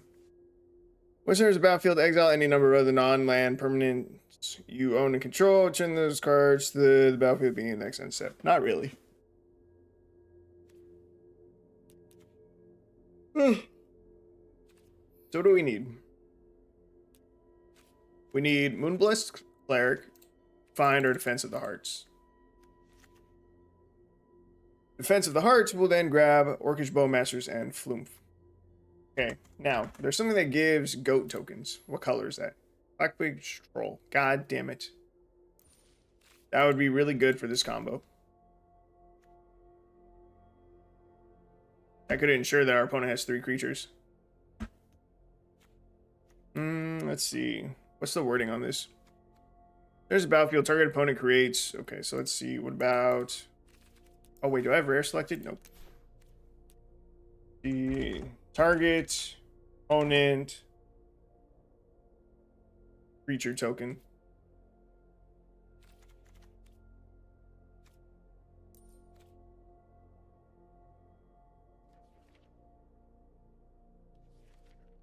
This part might not be necessary, giving our opponent creatures. Oh, wait, what about rats? We can give them rat tokens.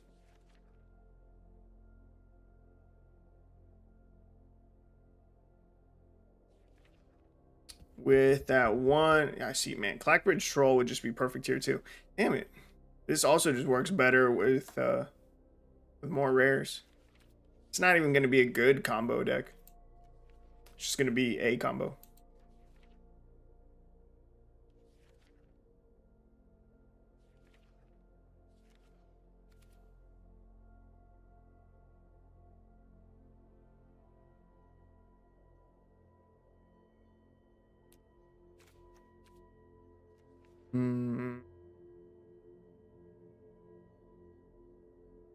Yeah, see, I was thinking of tribute to Hirobi. Each opponent creates a 1/1 black rat rogue creature token. I know when it flips, we gain control of the rats. That helps them get 1 more rat.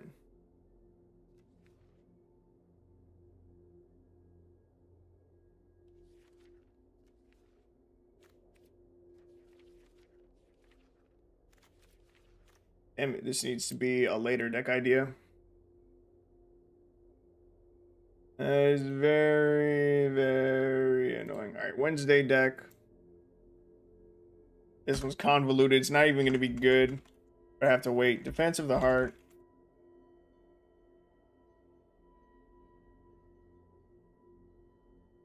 Flumph. Orcish Bowmasters. With the nerf that it got, this isn't going to work anyway. Bowmasters. And then... Blackbridge.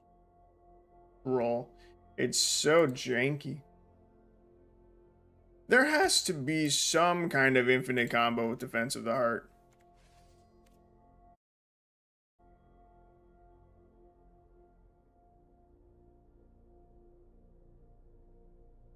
There used to be a site. Ooh, Harayuya's coming up. There's a site that had combos. They just had a list of combos. I can't remember the name of the fucking site.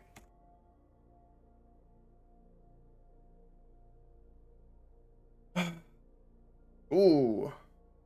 Commander Spellbook.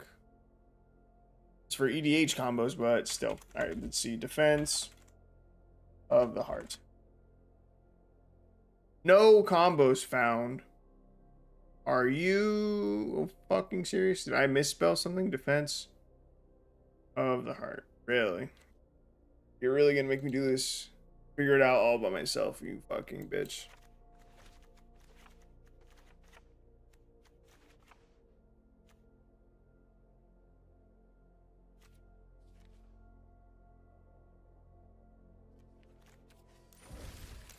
No.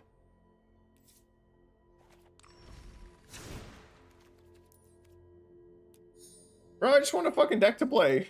That's all I want. I want a deck that will have mild success. At least be able to go fucking even.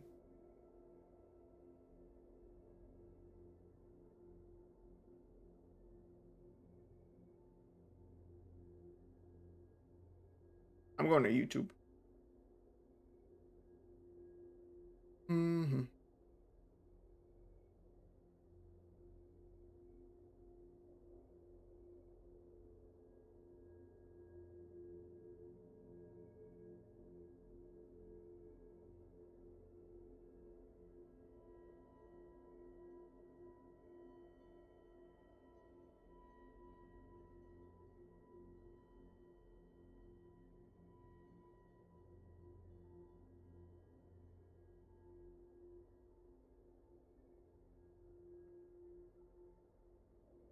Hmm.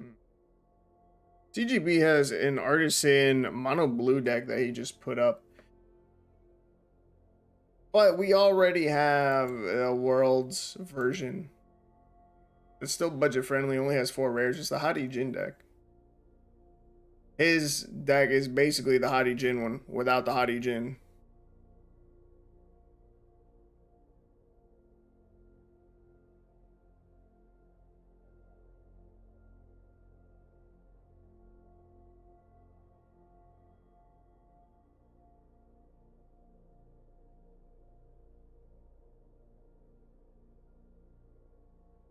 Hmm. I don't think there's anything that I want to play. Not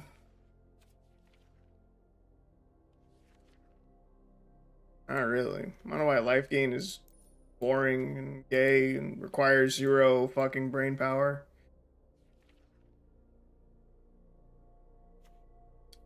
Cruel Somnophage.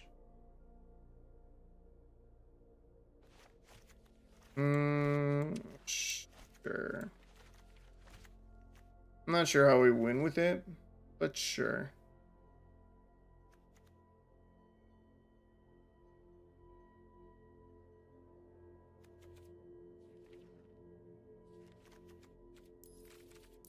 So, Demir Mill. Okay.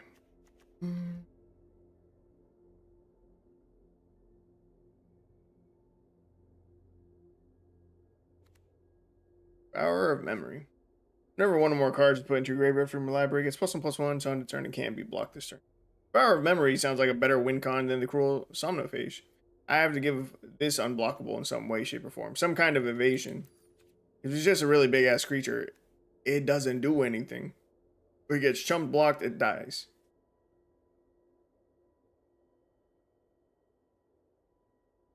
And this is interesting. The Mouth of Sauron also benefits from cards being in our opponent's graveyard, but specifically instants and sorceries, while Cruel Somnophage benefits from creature cards. And Somnophage does say in all graveyards, to include our own.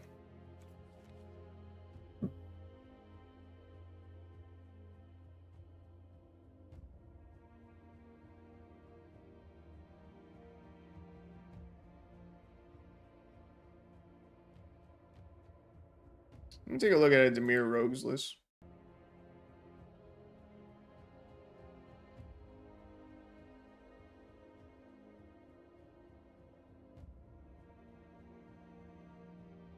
Folk Windrobber, whenever deals damage to player mills a card. Thieves Guild Enforcer, we can't run it. Soaring Thought Thief, Ventress Gargoyle, can't run that. Cling to Dust, Disdainful Stroke, Down in the Lock.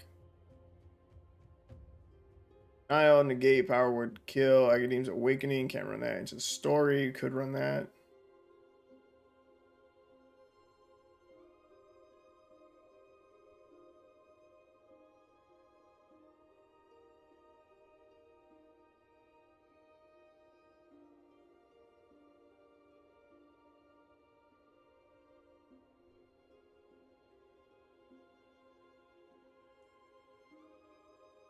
Does Lure say each permanent card in your starting deck has converted mana cost 2 or less?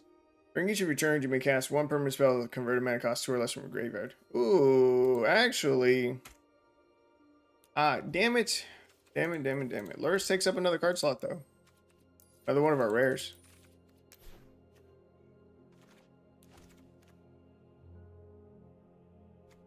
It's okay. The Lurrus, huh? Okay. Okay. Let's see how much mill we can get in.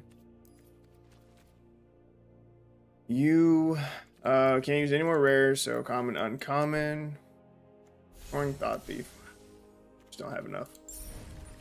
I have to save and exit and go to the store and buy more packs too.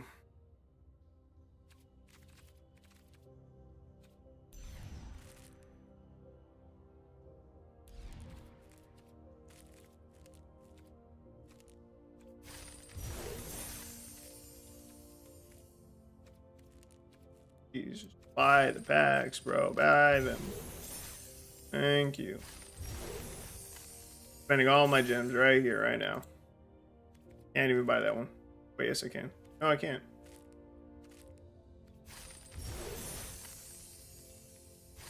Any's I can get. And that is it. Alright, we got all 41. Crack them all open. 3 uncommons. Not a lot. Deal all. Cool. Great. Open 10 more. Oh, man.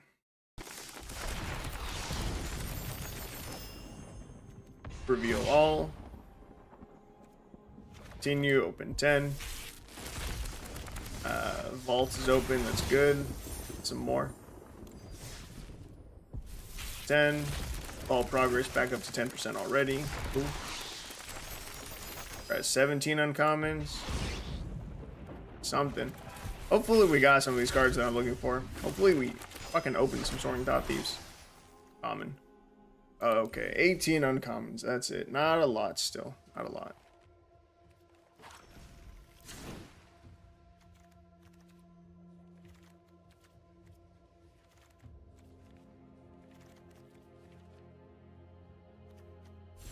Did find 2. That's good. That's very good for us. I kind of want to break my rule today.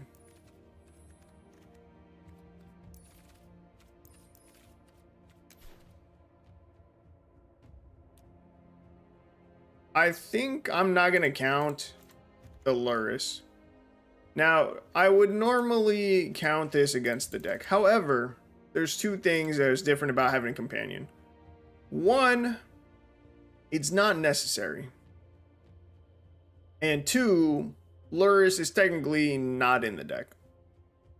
He is outside of the deck. So it pretty much enhances the deck, but it's not required for it. You could still make the deck that we're about to build with only 4 rares, with the 4 copies of the Cruel Somnophage. It's just a lot better with Lurrus.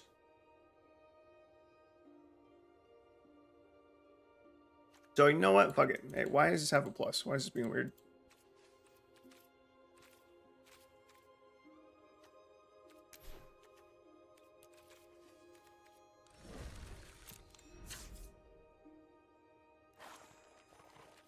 I don't know why my cursor has a little plus, but I don't like it.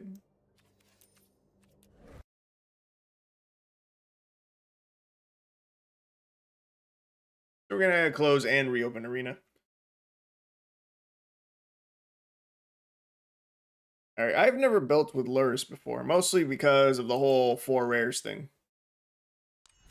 I do have a deck. I have a physical deck with Lurrus, and it's pretty good.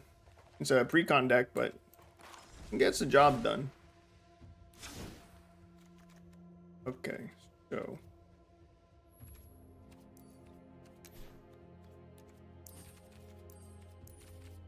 yeah, I have no idea what that was about. Okay, mill. Snoopy Newsy. When it enters the battlefield, mill 2 cards. As long as there are 5 or more mana values among cards in your graveyard, it gets +1/+1 and has lifelink. It's not going to work because we're not going to have 5 CMCs. 5 different CMCs. Devourer of Memory, that works just fine. Girdle of Baldur's Gate. 2 mana, 1/3. Whenever you deals combat damage to a player, the player loses 1 life and mills a card, and then you gain a life to scry 1. Whenever you attack target creature, can't be blocked this turn. Oh. Oh, yes. this should maybe be a 4 of in the deck. It's so good with the Cruel Somnophage. Okay. Pretty good. Ruin Crab. Ruin Crab is the best 1-drop creature at milling. Stitch's Supplier is a close second. Ruin Crab. I'm a big fan of Mire Triton. There's a lot of mill. A lot of mill. Our curve is stupid low, so we don't need that much mana. We could probably go down to 20. Let's see. I want more 1-drops. Could probably use some removal. Oh, actually, what's that draw spell? What's the big draw spell? It's the story one. Because Loris just has permanent cards. Into the story, we can still add.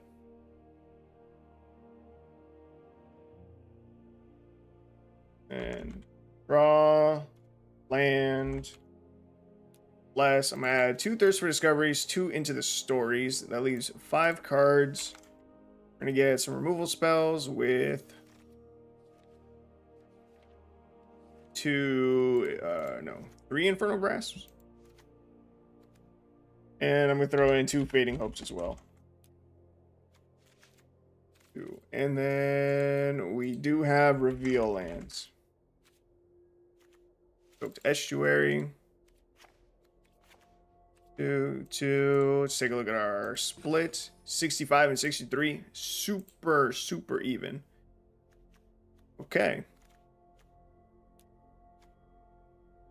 Okay, this might not be too bad. Citrus Supplier mills us. Did I manage to get in? No, I did not. I should definitely have some Undead Butlers in the deck. I'm gonna cut back on 2 Mire Tritons, get in 2 Undead Butlers. A lot of 2-drops. Kind of the point of Loris, though. All right, 65, 63. Okay, let's try this out. So, one of the cards are rare. Cares about the amount of creatures in all graveyards. That includes our own. So we have a combination of milling our opponents and self-mill going on. What's that artifact that mills?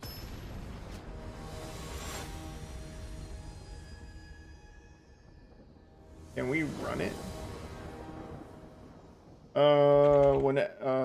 Ever untap mill? Is Miracle Orb? It is a rare. Alright, we can't run it. We'll keep it. Seems good.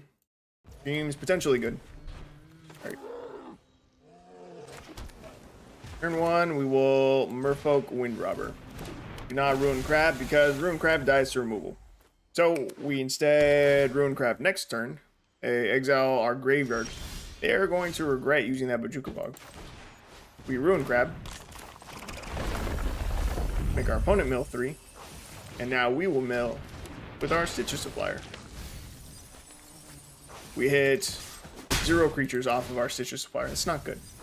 We hit 2 of their Shambling Ghast, though, as well as a Woe Strider.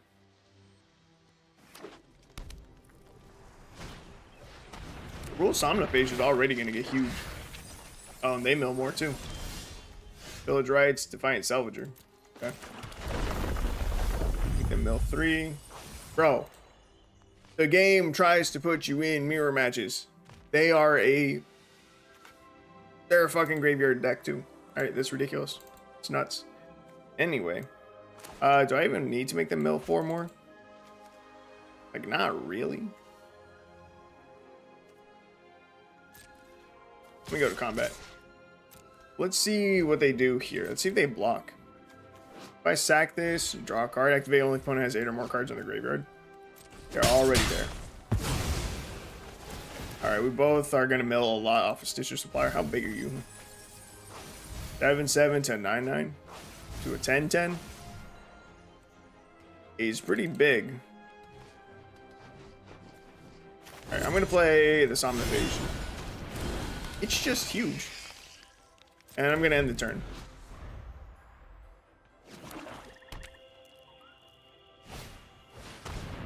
Bastion. Okay. Do I sack this to draw a card? I think I'm gonna sack this to draw a card already. I want removal for the 1/1. That's not removal for the 1/1.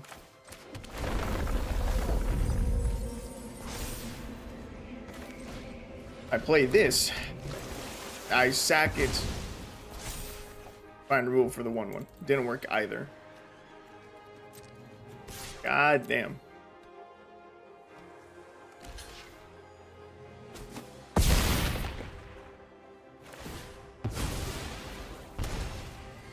Curdle.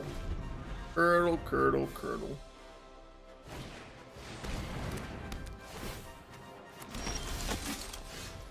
Ooh.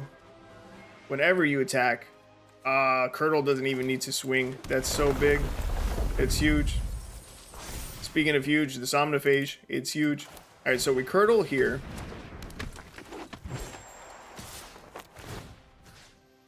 Cruel Somniphage can't be blocked. We just connect for 14 and it would bring Lurrus to our hand. Yo, come on. The Curdle's too good. Maybe we cut the Devourer of Memory from our deck. It does also become unblockable, which is pretty good. Is our opponent trying to go infinite here? We probably can't.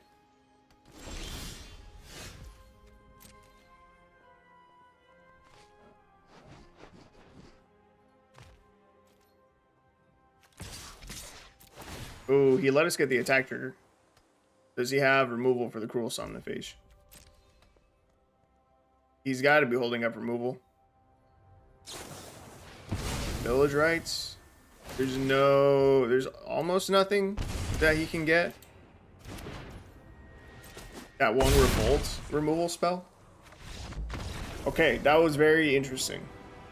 That was very, very interesting.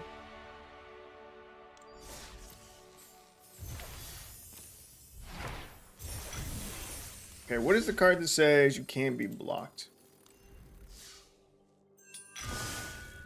Here, 21 days ahead of schedule. Bitchin'. I think it's Combat Research. I think that's the one I'm trying to think of. There's a card that makes it so that you are unblockable. Let's see, I think it maybe says can't be blocked. Aether Tunnel. That's not the one. I'm pretty sure it's a 1-drop. No, Security Bypass. Notice it's attacking alone, can't be blocked, and whenever deals combat damage to a player, connives. I don't think that's it. I think it is unblockable then.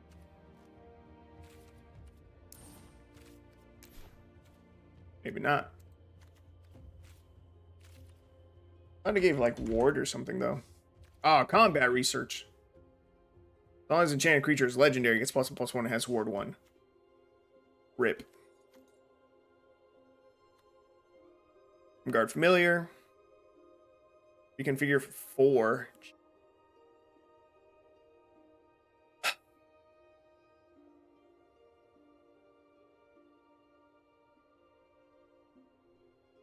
+2/+1, ward 2. Yeah. Okay, let's go with... Can't be blocked. Aether Tunnel, huh? That the best we can do.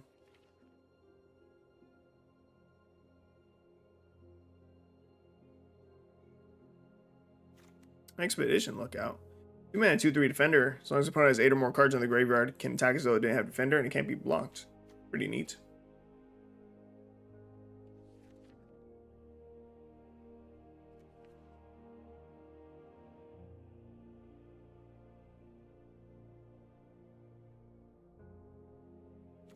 So Security Bypass. We get to draw a card. Or Aether Tunnel, we get more damage, and we can swing with more creatures.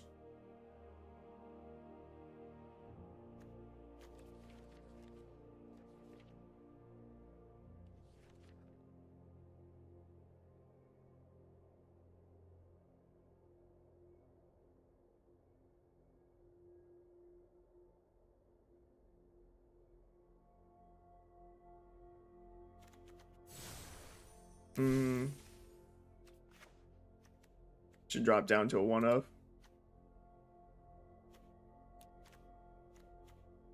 This, we do need the 4th copy. Ah, god fucking damn it, dude. It's craft. Yes, god damn.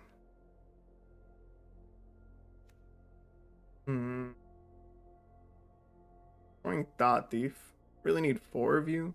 Probably not.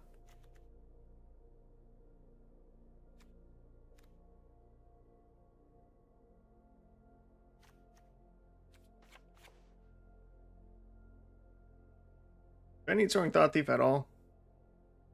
Whenever one or more rogues you control attack, each opponent mills 2 cards. Devourer of Memory only cares about self-mill. I think we only have 2 self-mill cards. Undead Butler, Mire Triton. That's a total of 4. This can make us mill. That makes us mill. This is opponent. That player mills. Decently split. Maybe that becomes like a 3 of. I don't remember what I was trying to add to the deck. Oh yeah, Aether Tunnel.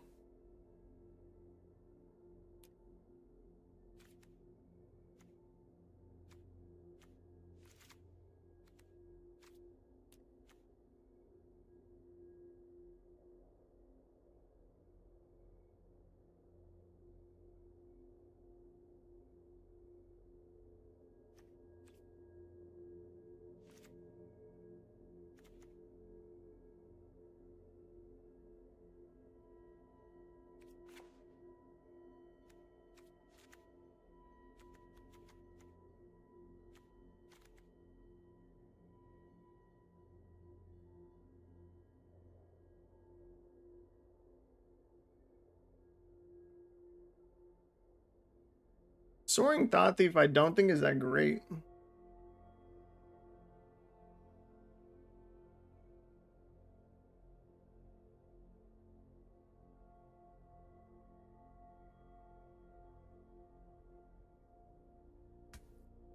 But I like that it can block flying. 63, 63. Alright, we're gonna try this. We added 2 copies of Aether Tunnel to the deck. Have an okay amount of draw on the deck.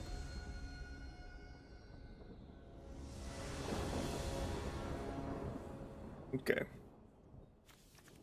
Alright, we'll keep this. Find the Aether Tunnel already. Power of Memory is pretty much unblockable anyway. Aether Tunnel is not really useful for that. Not really necessary. Let's see. We'll start turn 1 Stitcher Supplier. Okay. Now, we don't mind milling. We don't mind milling our Cruel Somnophage. And it's what makes Luris so good for this deck. Once during each of your turns, you may cast a permanent spell with mana value 2 or less from your graveyard. Excuse me.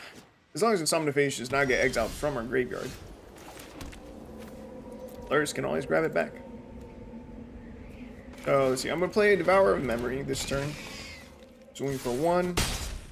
Next turn, I could get Luris into our hand. We could make ourselves mill 1 here. We could make ourselves mill 2. I think I start with a Stitcher Supplier.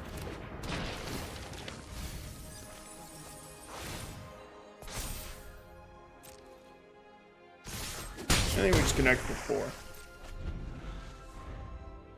Did our opponent miss a land drop? No, we went first, right? So we land drop number 3. If they do nothing here, they got a board wipe coming. Righteous Valkyrie. Okay. Folk Wind Robber. I can play the Merfolk Wind Robber.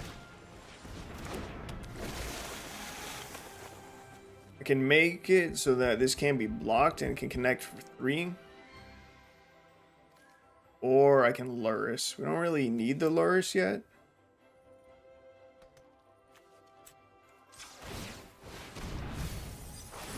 Or mill a card. Connect for 3. They're gonna gain a lot of life here from this Righteous Valkyrie. It's very annoying. We haven't milled them at all yet, which is kind of surprising. The 1 ring, bruh. That's so gay.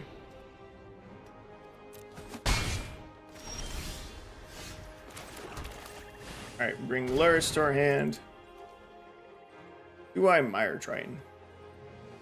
No. We save it. If we get board wiped, I'm gonna be really, really pissed. Still have enough mana to do it. Could be running Doomscar. Speaker of the Heaven. Starnheim Aspirant. These are not. Ooh. Damn.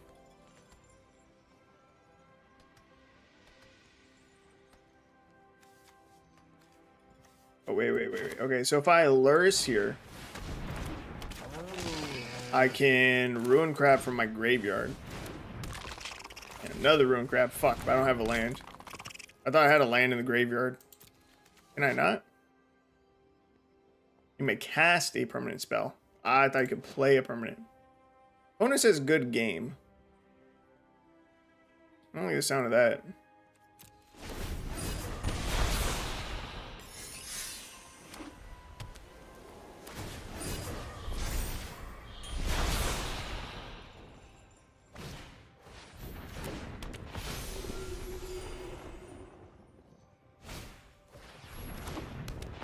Nice sequencing. I guess they wanted the additional life from the Righteous Valkyrie. I don't know why he said good game. It's definitely not a good game. Especially not when I'm fucking running mill. That makes no sense.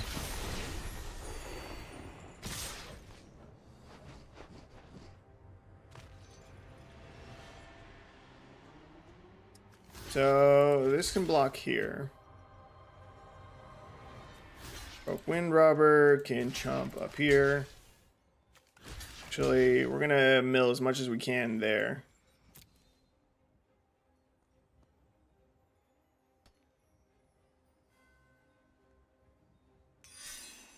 $44, that's a lot.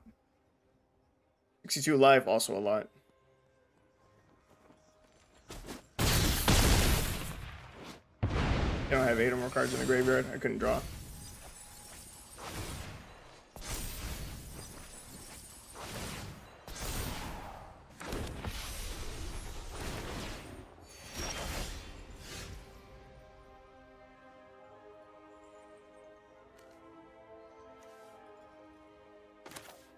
I'm gonna try to use this.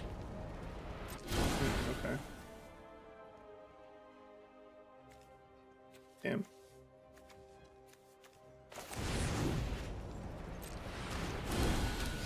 There's only 8/8, huh?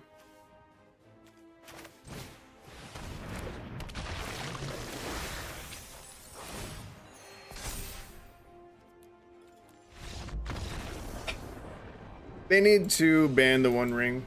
Please, for the love of God. It's so stupid.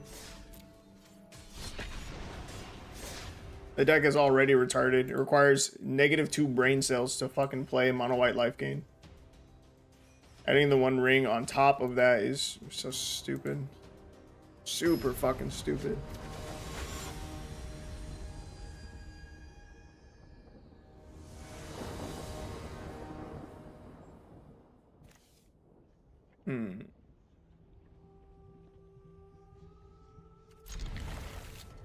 It's a very ballsy keep.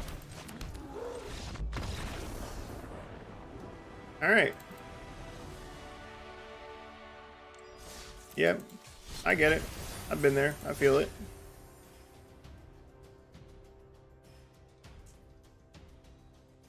I wasn't going to play the Ruin Crab. I was going to pass. Wait, would it have mattered if I played the Ruin Crab?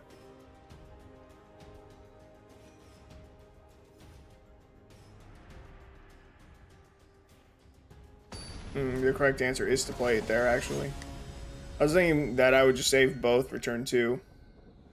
But that doesn't guarantee me 2 triggers. Opponent's playing with 67 cards in their deck because they're gross.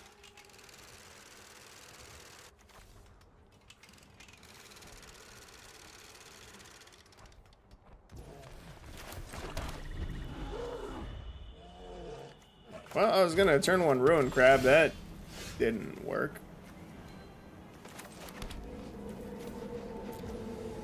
This is kind of awkward. All right, I'm gonna play a Merfolk Windrobber here. Wow, that really just fucked us up. Our opponent would have milled like fucking 9 cards already.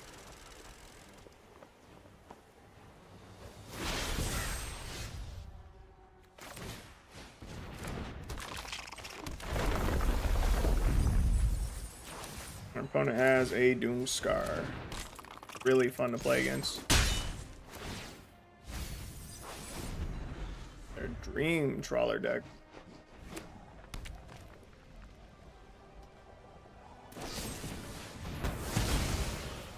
Fateful Absence. Not a board wipe, which surprises me.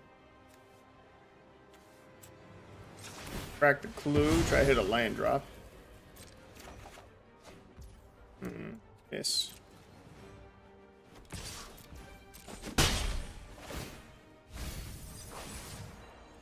Jesus fuck, dude. Do you see this? Planar Cleansing and fucking Cleansing Nova and fucking Doomscar? Bro, you're so fucking lame.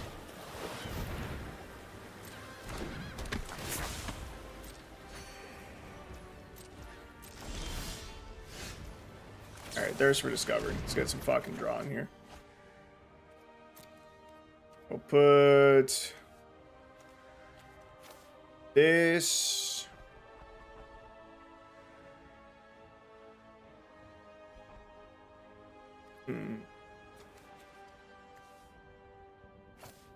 I'll put both of these in the graveyard. Fine.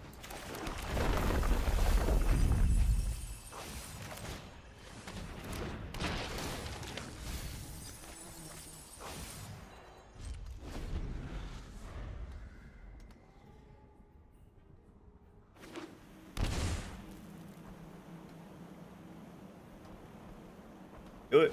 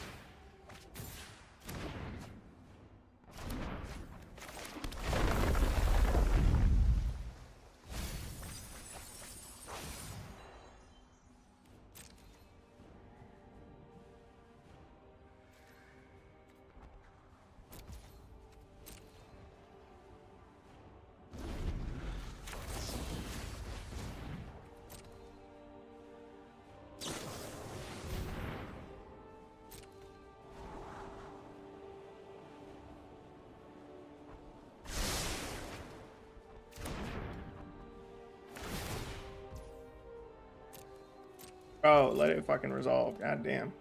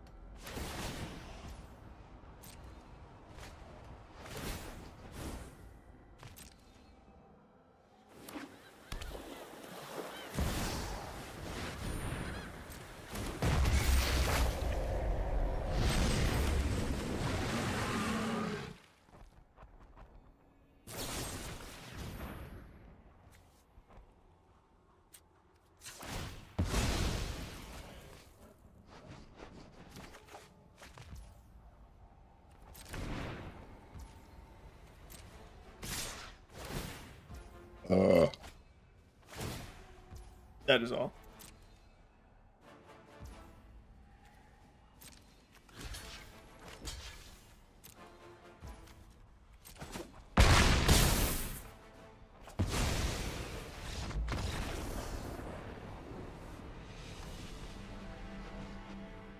Well, that was super fun. I love playing against opponents when half of their deck is just board wipes. It's super exciting. Yeah. I love playing against people who don't want to play Magic. Really fun. Really fun. It has been really fun. Failed deck into failed deck. Lots of fun. All right, fuck it. We're gonna call it here. We're gonna end the stream. Night, ain't it? Shit fucking sucks. Good night.